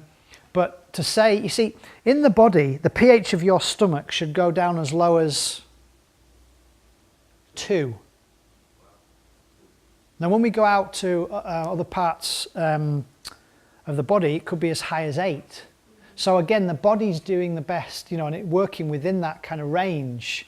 If it doesn't go down as low as 2, an example, some people who are, even if they eat meat in their diet, can still be B12 deficient, because the pH of the body needs to go down as low as 2 for then the nutrient to transfer across the microvilli. Yeah, there's lots of things I could talk about that. Yeah, so depending, you know, you can be chucking down your throat all the right supplements, etc., but your body isn't necessarily absorbing them. Right. It's a bit like, you know, I tell my clients to drink more water, but unhealthy cells won't absorb the water.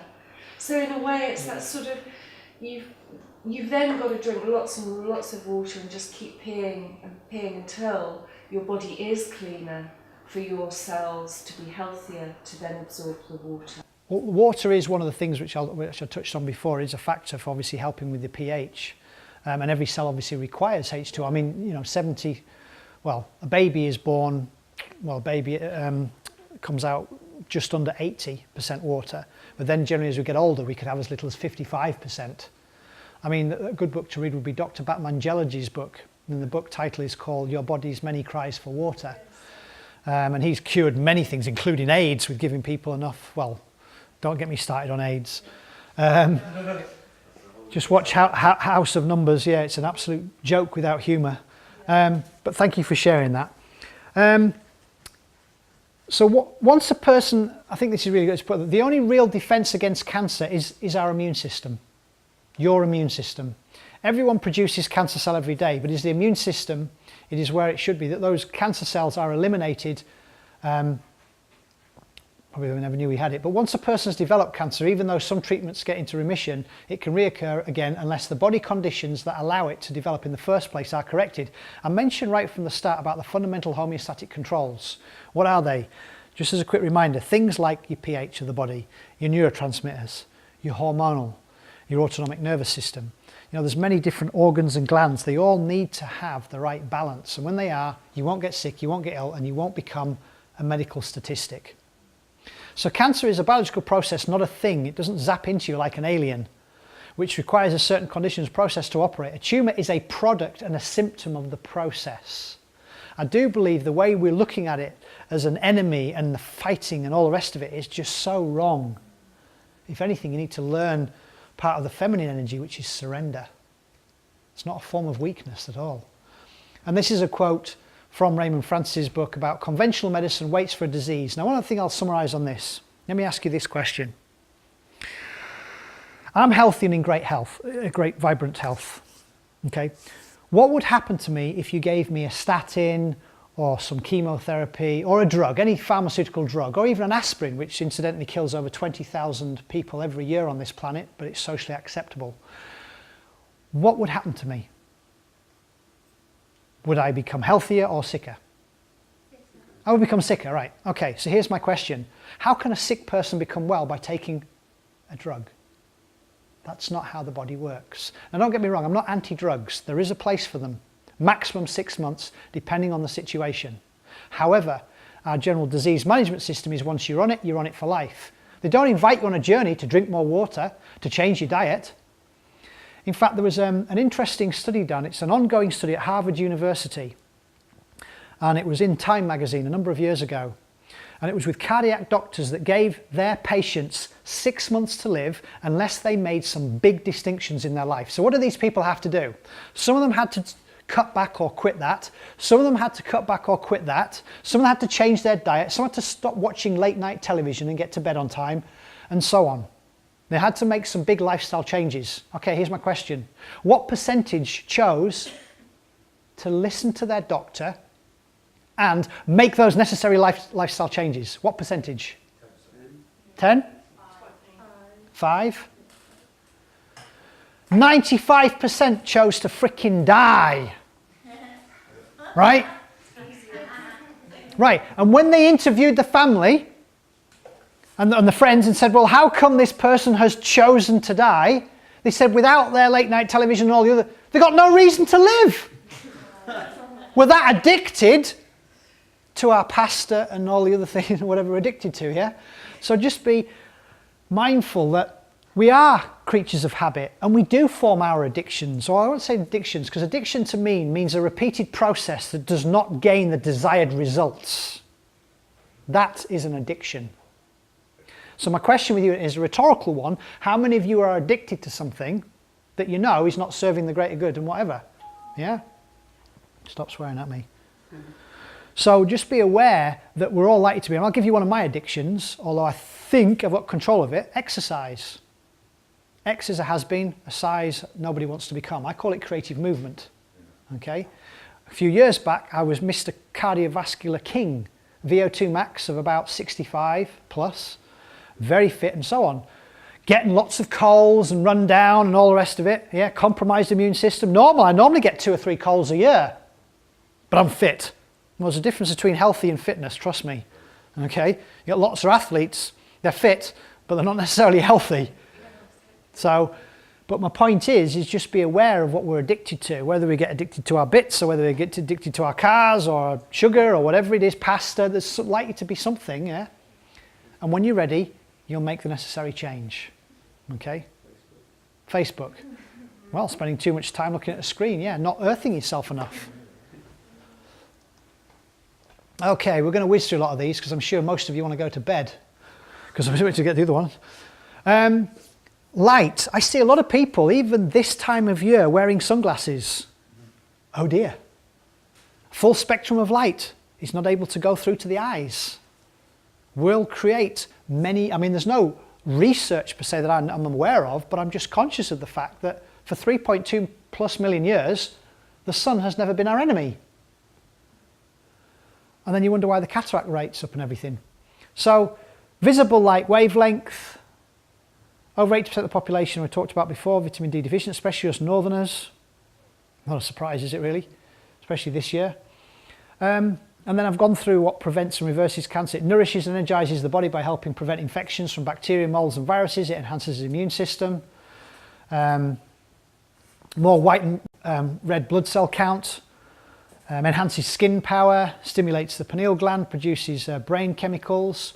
I mean, one of the best things you think you could do really in the morning, if you're able to do this, would be to have a cold shower and do some sun gazing.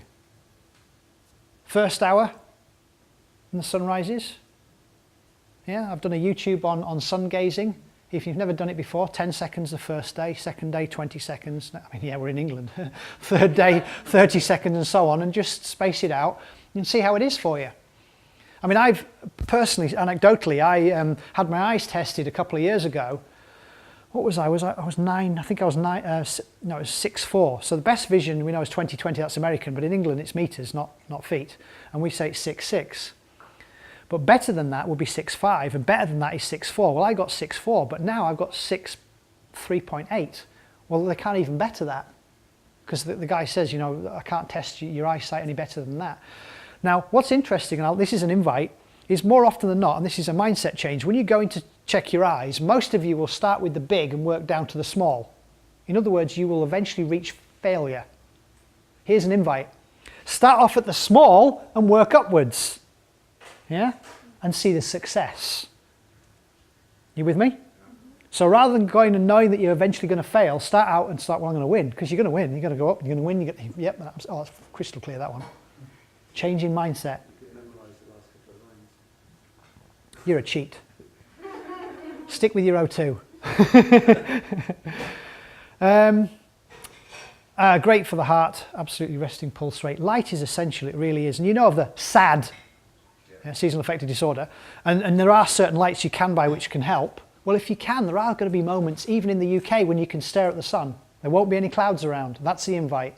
Make yourself feel good. Usually I also find people that are suffering with depression, I will pretty much guarantee and stake my life on it, they will be both omega-3 deficient and vitamin D deficient. Now, it's not just about those two things, but those are the two main things which can be measured and found out. Okay. Vitamin D, as I say, it's a steroid hormone. I talked about that figure, 40 to 60 nanograms per milliliter in your blood. Now here's the thing, an interesting one about a turnover. Like we have a 28-day cycle for women, so does vitamin D. In other words, if you do not go to sleep in a totally darkened room, it doesn't matter how much sunbathing you've been doing outside, and trust me, I'm not a doctor on this one, never ever wear sunscreen. Don't burn yourself, or if you do, make sure it doesn't contain heavy metals and it's organic. Yeah? Cover up if you need to, but don't burn yourself. But please do not wear sunscreen. Sunscreen actually causes skin cancer. Why? Because when you apply it to your skin, it damages the layers, and it also stops the main healing one, which is UVB. UVA can be very harmful, but again, it's about balance, and actually protect the skin. And there are certain doctors that actually invite their clients with skin cancer to actually spend time in the sun. So don't stop that production by getting sunblock or anything else. And as I say, once it damages the layers, and of course then they say, well, no, it's the sun that causes it. It's that, it's a bit like, well, firemen cause fires. How do we know? Because every time there's a fire, there's a fireman.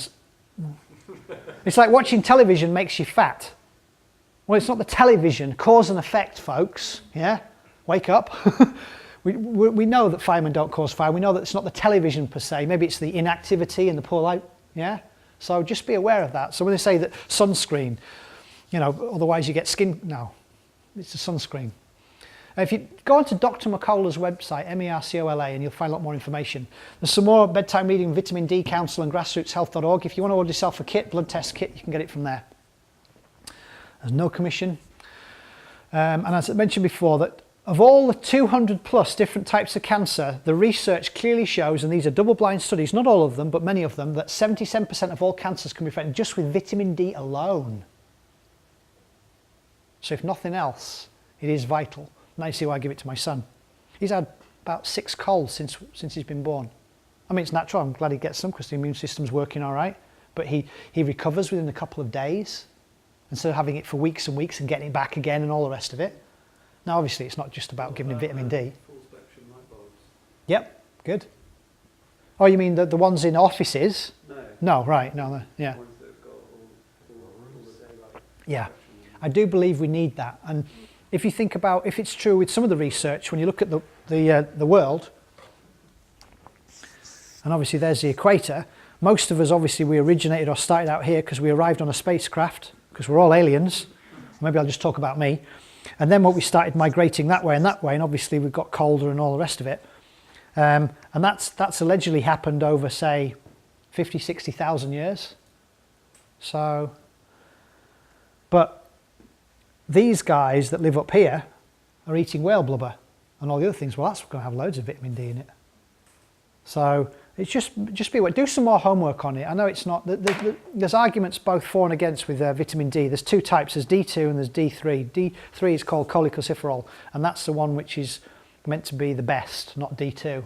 D2 is 500 times less effective than D3. My little caveat on there: cover up and do not burn yourself, but say no to sunscreen.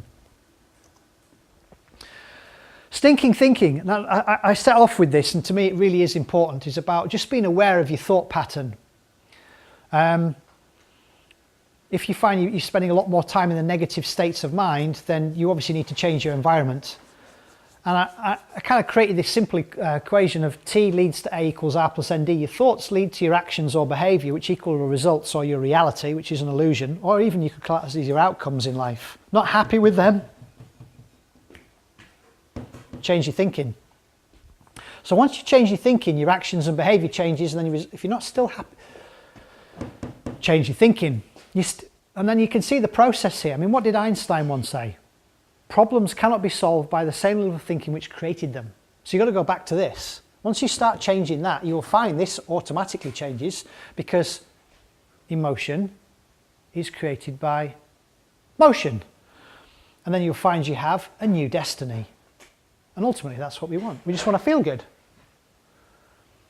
So where your intention, so be mindful of your attention, intention. And if nothing, this is worth the price in gold. And I know one of these I'm constantly working on. What I call the 5 mindset sins. Complaining, criticizing, gossiping, worrying or fearing, and excuse making.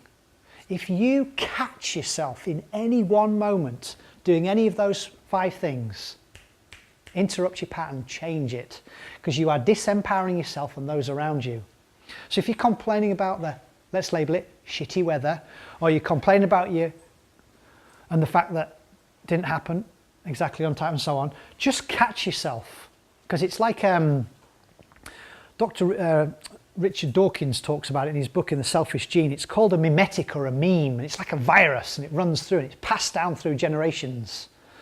For those of you who are numerically challenged enough, you'll know if I say happiness is a cigar called You Sad. Look at that straight away. That just goes to show how old we are. The last time that was shown was 1991, but even now we remember it. Unbelievable. That is classic sign of a mimetic, a meme. Yeah? Or helps you work, rest and play. A Mars a day help. That's another mimetic. How many more memes are we playing inside there? Yeah? But I know none of you do this in this room, but these ones are so, it's like more nails in your coffin. I've just got to be mindful of excuse making. I was going to do it. But Obviously wasn't going to do it. 180-degree turn. Now, your quality of life is purely designed as a result of what you focus on. Absolutely. And so for those of you, again, I know I'm kind of reiterating myself here, that are still focusing on those things that you can't stand, hate, don't like, you're an idiot, here's more judgment, and more nails in your coffin. Okay?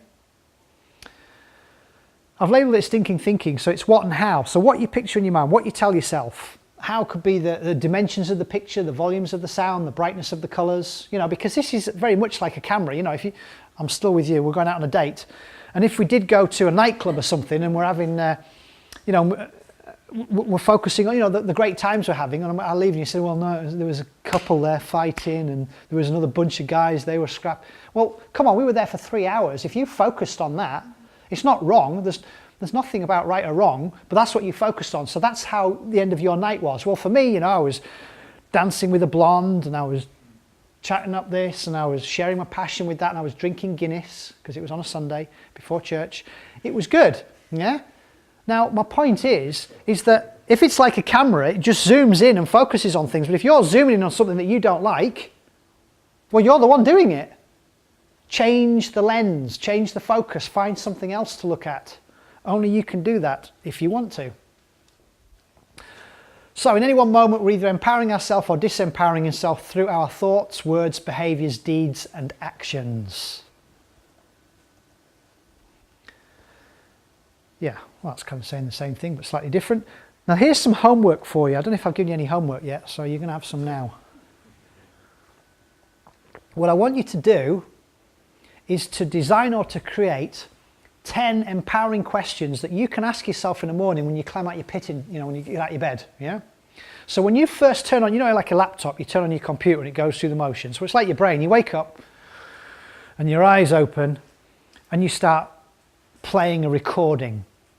And if that recording is, shit, do I have to get out of bed? Oh, do I have to face them today? Oh, look at the weather, etc. Well, you've got a smart choice to make. And so the invite with your homework is to write down 10 empowering questions. Here's some of them. You can plagiarize them if you want. It's not an exam. I won't mark it. But find things. I mean, just imagine if you woke up and you said to yourself, what's my maximum potential today? Who am I going to meet who's going to inspire me? Or what's going to brighten my day? No one said, how does it get any better than this? Whatever happened in the past, if there's such a thing as the past, what's going to happen right now? And by you creating your own questions, because you might not remember them, that's why I write them down, so you can read them before you look at your alarm clock, you will start your day on, now I'm not talking about positive is good and negative is bad, it's about balance again. But you can control what your thought pattern is when you first wake up in the morning. And I will guarantee you that will change your destiny, okay? So just be aware of that literally your thoughts, because you're always asking questions, even if you're shaving, even if you're shaving, even if you're shaving, you're asking yourself questions all the time. But mostly those questions can be, do you think I can do this? Or do I have to do that? Or I can't believe that person said this or did that, etc., etc. Interrupt your pattern and change it. Does this make sense, yeah? About doing it before you go to sleep. Perfect. That's what Toby does, and programs himself before he goes to sleep. Positive. That's only when I don't want to hang. Just the vegetables. That's when I don't want to hang. Any time that you can fit in with your lifestyle, I find when you first start up in the morning, if you can think of empowering questions that get you closer to where you want to go. Now, if you're a man and you don't have a purpose or you don't have a passion, it's a bit like being a ship without a rudder. Where are you trying to go? Don't know. You're lost. So, one of your questions could be, what's suddenly going to land in my lap, make me loads of money, make me feel good today? Yeah? Find what your passion, your purpose is. It doesn't matter whether it's picking up trash on the streets to standing in a corner and reading off the Bible, but you need to find what it is. Otherwise, you are lost. And if you are lost, you are destructive to yourself and those around you. So find your passion, find your purpose. Women as well. Yeah? What's the meaning of life? I haven't got a clue. Live your life Maybe there isn't one. Give your life meaning. Give yourself meaning, yeah, absolutely. I think waking up in the morning and remembering to be grateful is a really good thing, because gratitude, when you move into a place of gratitude, then everything becomes enough. Live every day in a loving attitude of gratitude. Yeah, absolutely. If you live every day in a loving attitude of gratitude, there's one guy that said he wouldn't be happy till he makes his first million. There's another bloke that said, any time above ground is good. Yeah. I'm with the second guy, yeah? Any time above ground is good, is it not? Hey, I'm alive! And it is raining, well, at least I can have my second shower today. You know, I used to run a health studio, and I remember the women coming in, and sometimes I used to play with this, and sometimes I said, how are you doing? Oh, good, and they come in and they're shaking off, and oh yeah, better than the weather. And then one lady came in and she said, well, at least we won't have a water shortage. Whoa! I mean, this is in Cumbria, yeah? So, of all the negative statements I had, and I lost count how many, this one lady came out with a positive. Is the glass half full or half empty, or is it overflowing with life? Everyone's different. Because I do believe in any one moment, you're only on this planet to impress yourself. And to the degree that you do that, if you impress somebody else, that's called a side effect. Well, we know there are no side effects. Remember how to breathe like a baby. I got this from the Czech Institute. 75% of all diseases are related to poor breathing. If you've ever been in the company of somebody who's going to leave this dimension and move to another one, look at their breathing pattern, not good. So when you breathe, if you think about it, 2/3 of your lungs are there and 1/3 is there. So practice filling up all those areas there and then there and getting into a nice rhythm. I think I've got some other things here. So if you are doing over this, measure it, you can measure this if you want, over 15 per minute, 15 breaths, then you know you need to practice something. If nothing else from this presentation, practice your breathing. It's absolutely essential, it really is. And then the benefits are there. Okay, way to breathe will affect, look, because obviously, like I said, everything requires O2. Don't make any notes because I can send you my PowerPoint slides. Drinking. Talked about it. The best water we can have would be spring water. We use a water filter. What about distilled water? Yeah, I distill my own water and I think it's better. It can be better, but I would also add a pinch of Himalayan or Celtic salt to it, because you're taking some of the life. You might have taken some of the toxins out, which is good, but also there'll be some of the other nutrients in there. So Paleolithic man for 3.2 million years hasn't been drinking distilled water. He has, or she has been drinking, as I say, energized water. Contains parts per million, and it has a pH of round about. So just to be aware of that. What about rainwater? Lovely. Well, as long as you're not near Fukushima. Depends.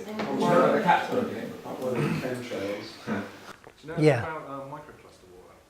Not familiar with that. No. I'm not into using anything that's like man-made to change something. There was a guy who... The idea of it was to return it to its previous state, and a lot of the water that's been through the cities and into Right. industry and stuff is all messed at a molecular level. Right. And there's people who have machines that create microclustered water that Right. is good for various Yeah. things. But I'm not familiar with it. Sorry, move my drink. I'm not familiar with that. I think that the top of the best is spring water. Moving down would be if you've got some sort of well, but get it tested for what's in it. Then you're looking at something like, depending again where you are, it could be a reverse osmosis system, but then you need to put some life back in it. or remineralizing. Yeah. Or remineralizing. Well, the remineralizing comes in the form, I mean, there's over 80 minerals and trace elements in Celtic, Himalayan or Hawaiian salt. I mean, look at the colour. It's not, anything white is dysfunctional. Even your teeth should be white, you know, I mean, it's... You can get a crystal chamber or something you can stick on a reverse osmosis filter. Or you can get a carbon filter, which is another good one to have, which is what we have. Or you can get your Brita. But there's certain things that you can, to make it, to improve it. The thing with the Brita is you've got then the plastic filters and, you know, the recycling of all that. Yeah, the plastics, 2 HDPE, 4 LDPE, 5 PP are okay. In other words, it comes with a triangle and with a number. And those ones we've seen are okay. So if you've got a 1, which most plastics have, and it'll have PETE, which is a polyethylene terephthalate. Sometimes it doesn't have the E at the end, but it's still the same thing. It's polyethylene terephthalate. It's a one-time use only. And you get that on all the plastic bottles with your water and so on. A good one to use if you do would be HDPE, which is a high density one. And that's a number 2. And then 4 LDPE, low density, and a 5, which is PP. And you get a 6 or a 7, they're not good at all. They're toxic because they contain what I call dioxins and xenoestrogens, and they'll cause havoc in a female body, and then they'll make a man become a woman. Estrogen levels and everything go out of balance. So when you look at plastic, if it's a 2, 4 or 5, they're generally okay. But as long as it's a BPA free, sometimes you can buy, like when Lucas was obviously a baby, we bought plastic, but we made sure it was BPA free. Yeah. You can get a lot of BPA free stuff now. Yes, yeah. Well, Nalgene used to give one, but it was actually a 7. And it wasn't BPA free. Oh, it's interesting what the Japanese guy is doing. Dr. Masaramoto. Because he is now working with large areas of water, like reservoirs and lakes. Yeah. Yeah, he's written the True Power of Water, the message in water. He's written a few books actually, but what he's doing more recently is more sort of in depth or on a bigger scale again. The challenges I've got with his is it's not been able to be reproduced. That's the main thing, is that his work has not been able to be reproduced. And also, if I'm not mistaken, he also paid for his PhD. He didn't actually study per se. So those are the two kind of like what I call yellow flags. Yeah, but what he's doing and the crystals and everything else and the whole message makes sense to me. But the big thing is nobody's been able to reproduce it. But basically what this guy does is he freezes crystals and then he'll unfreeze them and then he'll take pictures. And the beautiful, so if you had a sign underneath or something that said love and you see a beautiful crystal, it might say something like anger or hate, and then you look at the crystal and it's just, yeah. I mean, all crystals are different anyway, but those are the only challenges that I've got. Good drinking water. Obviously, one of the first things you can do when you wake up in the morning is swill some water around and spit it out. All the bacteria and everything that you've been breathing in. Next thing you could do, if you haven't already, is take some good probiotics, take a good supply of that for a month or so, and drink a couple of glasses of water. Pau D'Arco tea is good. I brought some and left it behind at the place where I'm staying. Chamomile, ginger, lemon, peppermint. Again, not everyone necessarily will connect with peppermint, perhaps, because, as I say, some people maybe have an intolerance to some of these, because they'll contain a lot of things like magnesium and potassium, which, well, my cell, I use a thing called metabolic typing. I already have a lot of magnesium, potassium. I require more phosphorus and calcium in my diet. And so the foods that I generally eat contain that. So maybe talk more about that later on. So 5 times a day, and I put clear urine. It shouldn't be totally clear, because if it is, it may be that you need to put some salt in, because it's just passing through the system too quickly. 5 times a day. Sorry? You should drink clear urine 5 times a day. That's what you should do, did you say? Yeah. All right. Oh, I personally don't know anything about that, so. It's also a bit of a joke. All right. It's not as good as your O2 one.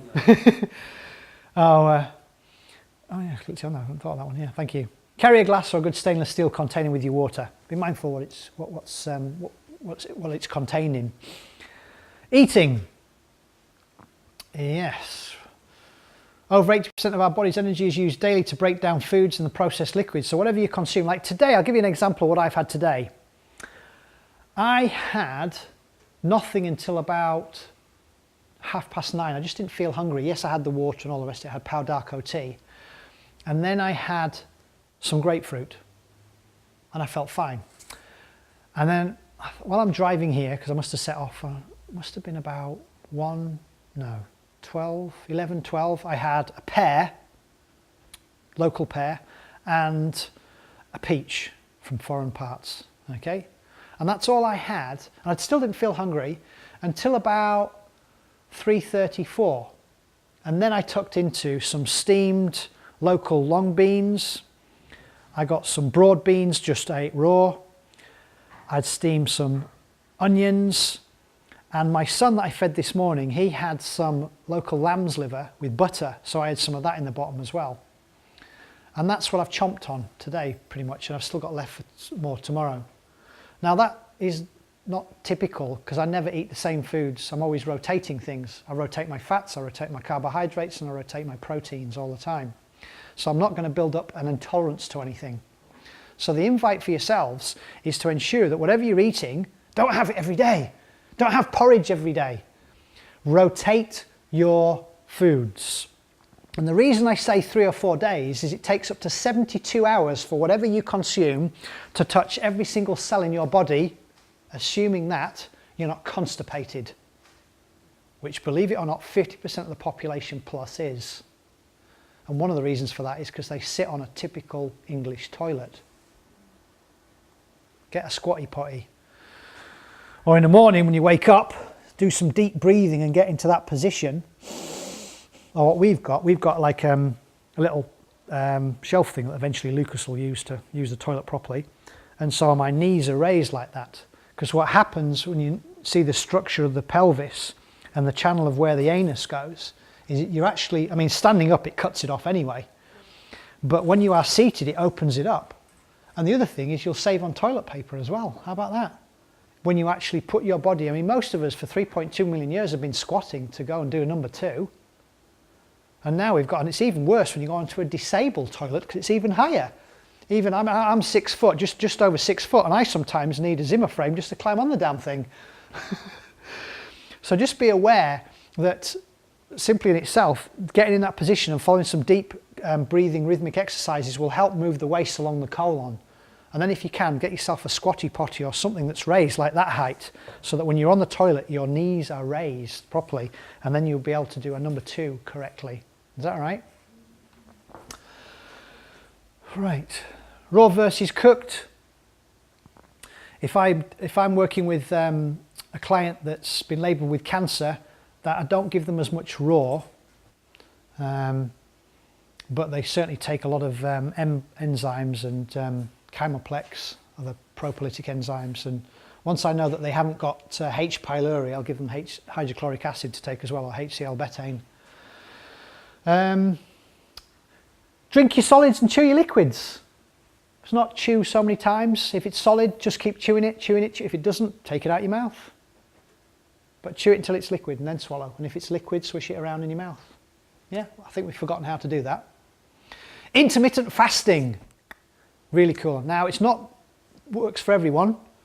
In fact, if you look at some research on it, intermittent fasting for probably 25% of women is good. What's the other percentage? 75, not so good. For men, it's round about, I think it's the percentage the other way around. So a lot more men are okay at intermittent fasting or fasting in general, like they have one day where they don't eat anything.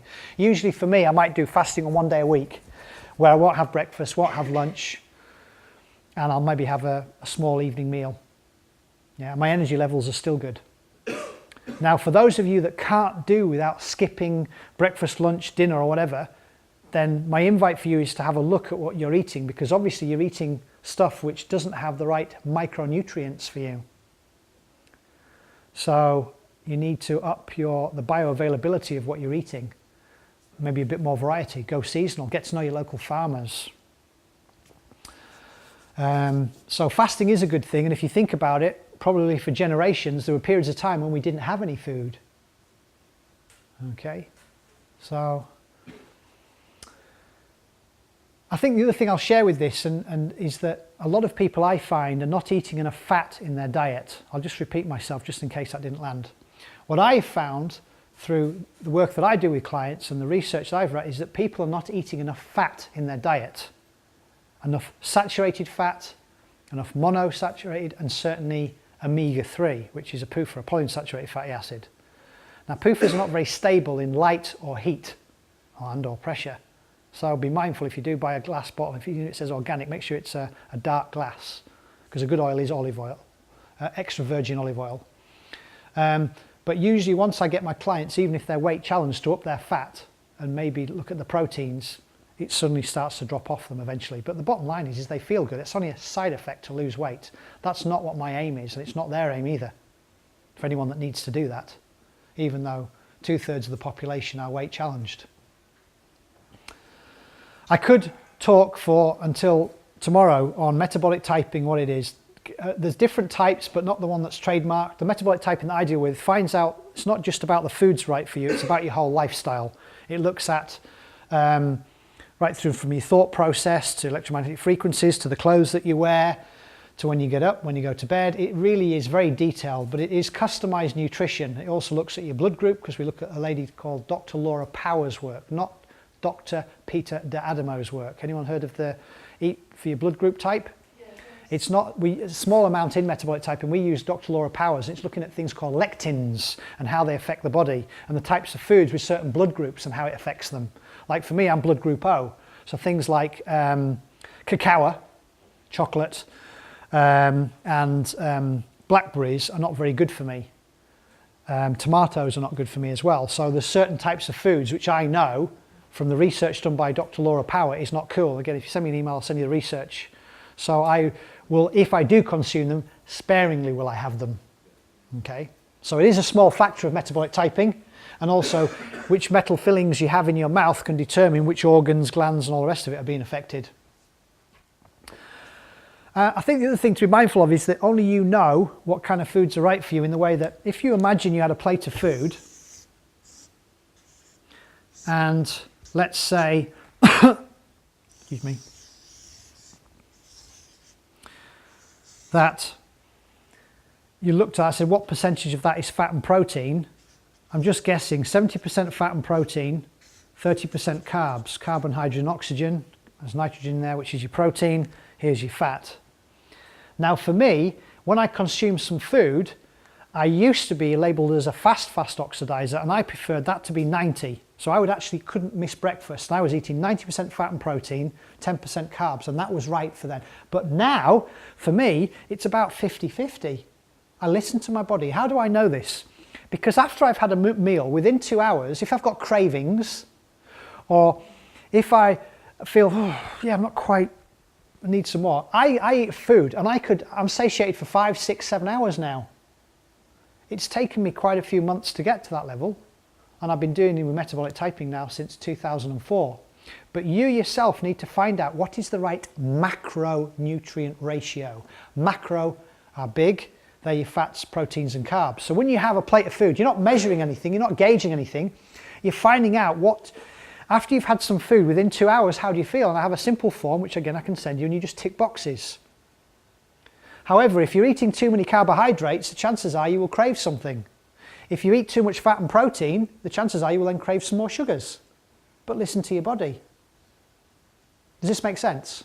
Right? So it's the right ratio, as well as the right foods, which is provided with metabolic typing. It's about getting the right ratio that works for you.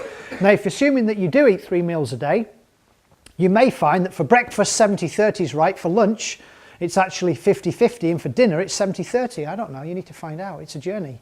Over to you. Left? Yeah, okay, thanks. I thought we were staying overnight.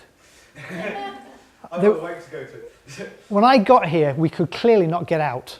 Now that we're in, we're staying. Okay. This in itself, weight of gold, is just incredible. If I can inspire my clients to remove these from their diet, and I'll give you alternatives in a moment, 95+% start to feel better. Energy levels go up, sleep patterns get better, hormones more in balance. They start loving themselves and life more. Gluten, barley, wheat and rye. Now, I don't want to steal the thunder from a great book you can read. It's by Dr. William Davis, MD. It's called Wheat Belly. Right? Now, if we went back 2,000 years ago with the Staff of Life, it was known then as einkorn wheat. Einkorn. And that contained 14 chromosomes and genome A.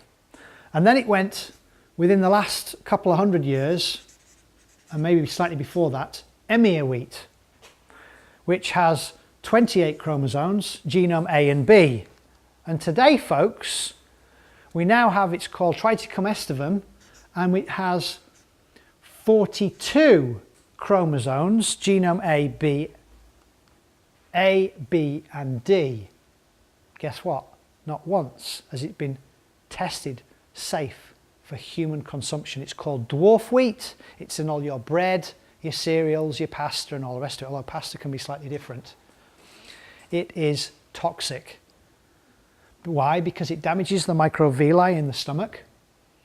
It leads to leaky gut syndrome. It creates gliadomorphin, which makes you feel high but then gives you a low, affects neurotransmitter balance. It is devastating to the body. Now, it may take a few weeks, months or years until eventually you start to complain about some signs and symptoms. Well, I say, why wait to become disabled? Do something about it now. Bread is toxic unless it's made of vine corn or emmer wheat. So, that alternatives: buckwheat, amaranth, millet, but not too much because it can slow the thyroid down. Oats are gluten-free unless they're processed in a plant that isn't. I didn't think oats were gluten. Yes, oats. Sell now oats, and then they advertise them gluten-free. Right. No. Let me explain this. Right. Oats are gluten-free unless they're processed in a plant that deals with barley, wheat, and rye. They use the same transport mechanisms that brought it off the field as well. Then, in which case, it's going to be contaminated. So, if you are a celiac, then I would recommend that you only buy those foods that say gluten-free as well. But oats are gluten-free. Okay. It's interesting because I don't do gluten. Yeah. My body doesn't do it. And when I, in the past when I had porridge, delicious, but my belly would blow up like a balloon. Listen to the body. It's the gluten. Yeah, could well be. Yeah. So you need to look for the packet that says gluten-free. Which I do. Right. Now that I've said that, it still may be that it's not right for you. It doesn't mean just because it doesn't contain it. Grains isn't right for most people. We've only been doing that about 10,000 years. If you look at ancestrally, through the Neolithic period, Paleolithic man never ate grains. Didn't suffer with the same chronic conditions as well, allegedly. Quinoa or quinoa unfortunately contains saponins, and that also can damage the stomach. So again, it's about balance. I'm not in favour of using that. Sugar. I mentioned xylitol and stevia. I'm speeding up because I'm told about the time. Anything that goes past your eyes is dead, dysfunctional, denatured. If you get to know a local farm and it's raw, thank you very much. The best would be... Now, I have a great book to read. It's called The Devil in the Milk by Professor Woodford. And it quite clearly explains about A1 and A2 beta-casein. Most of the cows in this country are A1. There are some with A2. Unfortunately, the A1 leads to things like type 1 diabetes, type 2 diabetes, coronary heart disease, cancer, you name it. It's all backed by research. So, my invite would be not to drink milk. What's the reason for drinking milk? I mean, think about it. We're the only dumb species on the planet that drink milk beyond our weaning years, but we're the only dumber species that drink somebody else's. Ants do. Ants. Yeah. They drink aphids milk. Right. Is that not for sugar water? Could be. Wonderful, wonderful book if you like ants. It's called The Soul of the White Ant. And Oh, it's yeah. an amazing, beautiful book, thin book, The Soul of the White Ant. Processed salt, we know that all of it, if it's white, it's processed. It might have been iodized, bleached, and all the rest of it. Soy or soya is totally dysfunctional unless it's fermented. Miso, tempeh, and natto are okay, but only used as a condiment. Any other soy may be GMO, and it certainly is dysfunctional. It'll increase breast cancer. It will cause hormonal imbalances. It contains an analogue of B12, so your body will crave more B12. Just go onto the Western A Price Foundation and type in soy, all the research. In fact, why don't you read the book by Dr. Kayla Daniels? It's called The Soy Story. GMO we know about. Sweeteners, aspartame, Splendor. I could run a 3-day lecture on that. Don't go there. Read the label. Processed oils, your canola oil, your saffron oil, your olive, say just normal processed plastic bottle olive oil. Not good.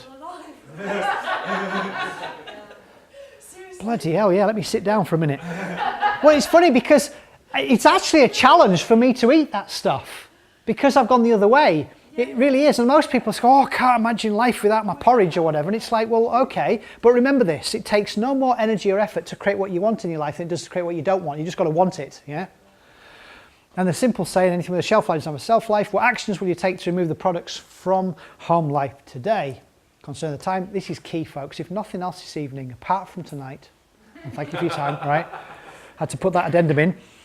Sleep is vital. If you are not sleeping between 7 and 9 hours uninterrupted, again, depending on the time of year, you are affecting your hormones big time. I mean, just one night of not sleeping properly, if I took your blood sugar levels, it would be similar to somebody who's been labelled as a type 2 diabetic. That's how it can affect you, right?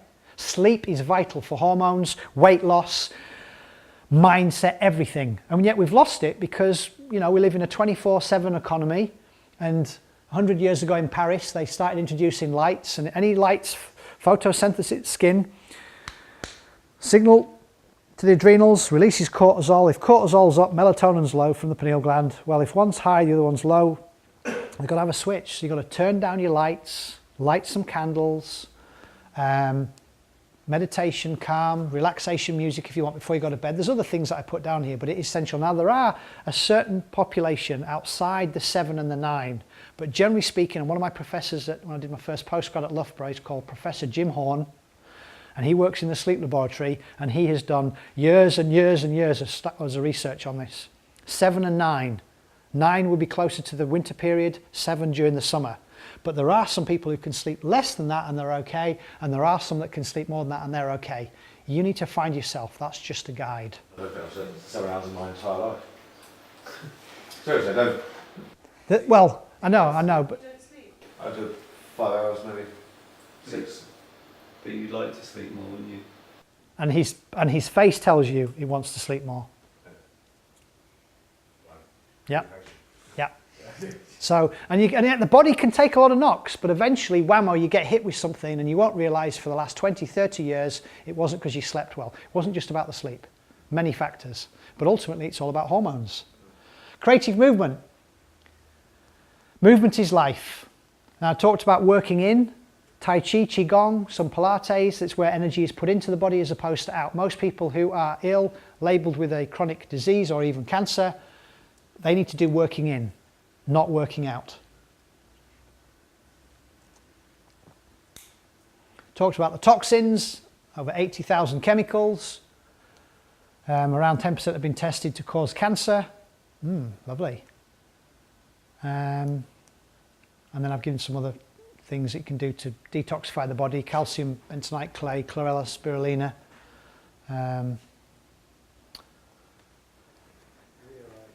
Zeolite, yep. Make sure, but you've got to be careful with that. There's a lot of companies that will say but it's actually toxic because of how they process it and where they get it from. Do some more homework and due diligence on that one. Right, we're not going to show it up because it's going to 8 minutes long and you've already heard it, but that, just imagine where your intention goes, energy flows. It's an 8-minute break because you have a break from me, you can hear me. Nice break. There's some more homework to do. Further researchers, Weston A. Price in the 20s, he was a famous dentist. Major General McCarrison was in the British Army, skilled surgeon. I think it was between 48 and 51% of British and American troops were suffering from malnutrition. How come? Well, quite simple, because of their diet. What we call the white man's disease from white man's food: salt, sugar, pasteurization and grains. Bring it on. Lots of stress. Oh yes, bring that on as well. And Dr. Francis Pottinger did the cat studies, but he did a lot more as well. To conclude, I remind you, one disease, you're either healthy or you're not. 2 ways to create it, and there's 8 pathways on there. You have between 50 and 100 trillion cells, 25,000 genes. That comes in the exam. I'll remember that one, okay? It's in the exam paper, isn't it? Did you? Folks, you are what your body processes. And then it's about yin and yang balance. What would you like to leave behind? Tell me tomorrow. Thank you very much. Those are a few things that I do. Those are my free TV channels that you can get access to. I've done about 190 on YouTube and natural news. I say to people, don't buy into any of my BS belief systems. Find out if there's any truth in what I share. There's your bedtime reading. Julia Ross has just written another one, actually, updated the diet cure. Oh yeah, Oh, there they are. Look at that, I didn't even picture it. There's my son Lucas, he's now 2 years and coming up 2 months. There's my wife Sarah. She's a yoga instructor. She's got her own company that does yoga training throughout the globe. And just a pleasure. That's my new teacher. So I want to say thank you very much for listening. And I share my passion and everything. Is there anything that anyone would like to throw back at me before we get turfed out? Or any quandary? Any quandaries, any questions? Any didn't think that was right, or I'm going to write to my MP about what you said, and I'm still going to give my doctor a hug, which is always good. I've got nothing against doctors, but Do you think all that you said works just because you believe in it? I believe that's a factor as well. You are what you think, having become what you thought. If you belief is so powerful, it really is. I mean, we know that because 1 in 25 people survived Auschwitz. Read the book Man's Search for Meaning by Viktor Frankl. And why did 1 in 25 survive Auschwitz? Because the 1 in 25 didn't go there and go, why are you doing this to me, Lord? Why am I suffering? Gas chamber. The 1 in 25 had a reason for their suffering. They didn't say, I'm not going to suffer, or sweep it under the... But they didn't focus on that. They focused on surviving Auschwitz. They had a passion, a purpose, a focus, and they did survive Auschwitz. And then they shared the story. But we've had another 60 wars since then, so we still haven't learnt a lot. But no. I think belief is everything. Absolutely. Magnus, what was the name of the book that you said was called Disconnect? Dr. Devra Davis. And it's called Devra, D-E-V-R-A, Devra. Disconnect. Davis. She's written a book on cancer as well, which I've got, which isn't on my reading list. Thank you. Thank you very much.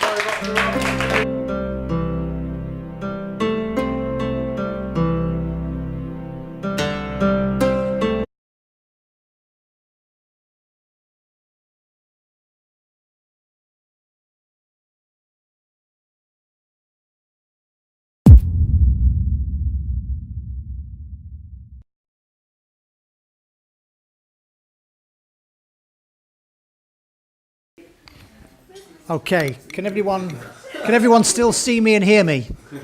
No. There's too much fuzz. Yeah, there's too much fuzz. There's a method in my madness. I'm just going to write a word down and see if it resonates with you.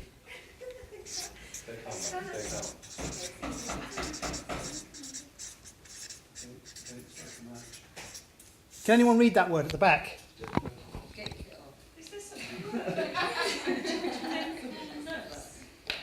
The latter I may have made up, but there is a point in the reason.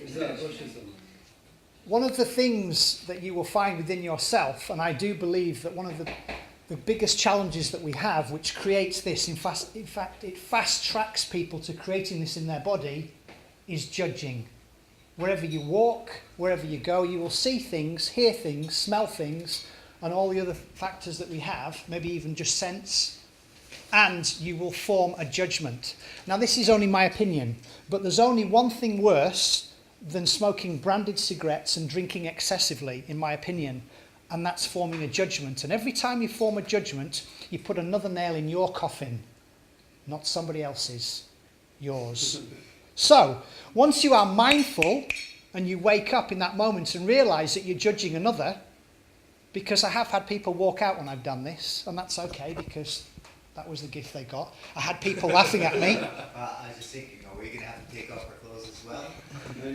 It is optional, but no, you're quite safe, okay? Stepping slightly outside my comfort zone, but the reason for it is I wanted to create a small impact for you just to become aware of what could be labelled as your stinking thinking. Dr. Deepak Chopra reckons we think up to 68,000 thoughts a day. Up to 90% could be seen as negative. Now, some of that is ancestral. However, only once you are aware of it can you do something about it. So, I'm going to go through a little bit of this, but I do believe, if you don't mind me getting dressed now, because you've probably seen it all before. How dare you put your clothes on? Responsibility really is the context of what my presentation's about. Please bear in mind you're not broken and you don't need fixing. However, some of you may not be happy with some of the signs and symptoms that you've heard about or you've seen others perhaps. I mean, hands up how many in the room know of or have seen somebody die as labelled with cancer? Yeah? Pretty much everyone in the room? Yeah? But you will have heard of that in the media. There's been somebody, some famous whoever who's died of it and so on. And what I'm saying actually, and as I put it on here, it's actually not a disease, it's a survival mechanism, and I'll go into that. But what I do want to do is to remind you some things which you may have forgotten. I'm not going to teach you anything this evening. And it's easy to forget because most of us have a television and we read newspapers. And if that's what you do, not that I'm against watching television and reading newspapers, there's a lot more out there that you may miss.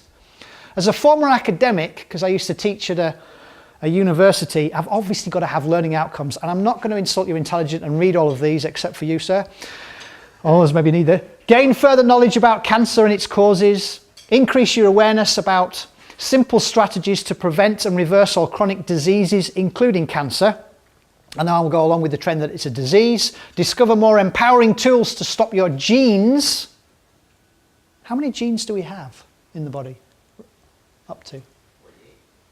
28? No, that's chromosomes. Indeed. Up to, I believe, between 23 and 25,000. We used to think we had hundreds of thousands, but that's not true. We have between 23 and 25,000 genes in our body. And guess what? They've all got a shopping list. Expressing cancer and making you become a medical statistic. Remind us about the 2 main pathways leading to the disease and the 8 main pathways to health and vitality. At the end of this presentation, you will be reminded how to bolster your immune system and slow down your aging process, overcome mood swings, depression, and ultimately improve your whole quality of life while at the same time create enjoyment and gain optimal vitality. And I put down there that physical body signs and symptoms relating to disease we will cover. What is cancer? Well, according to the medical model, a general term described a group of, and there are over 200 different types of unique diseases that share one common function: uncontrolled growth and spread of it's not an alien, it doesn't zap into you, abnormal cells. Ultimately, it's a breakdown of what I know as a term of fundamental homeostatic controls.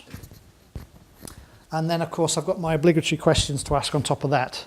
So, what's the reason for being here? If you don't mind me asking, I don't want to pinpoint you, but what's the reason for being here this evening? What would you like to receive? I want to see what you're going to say about cancer.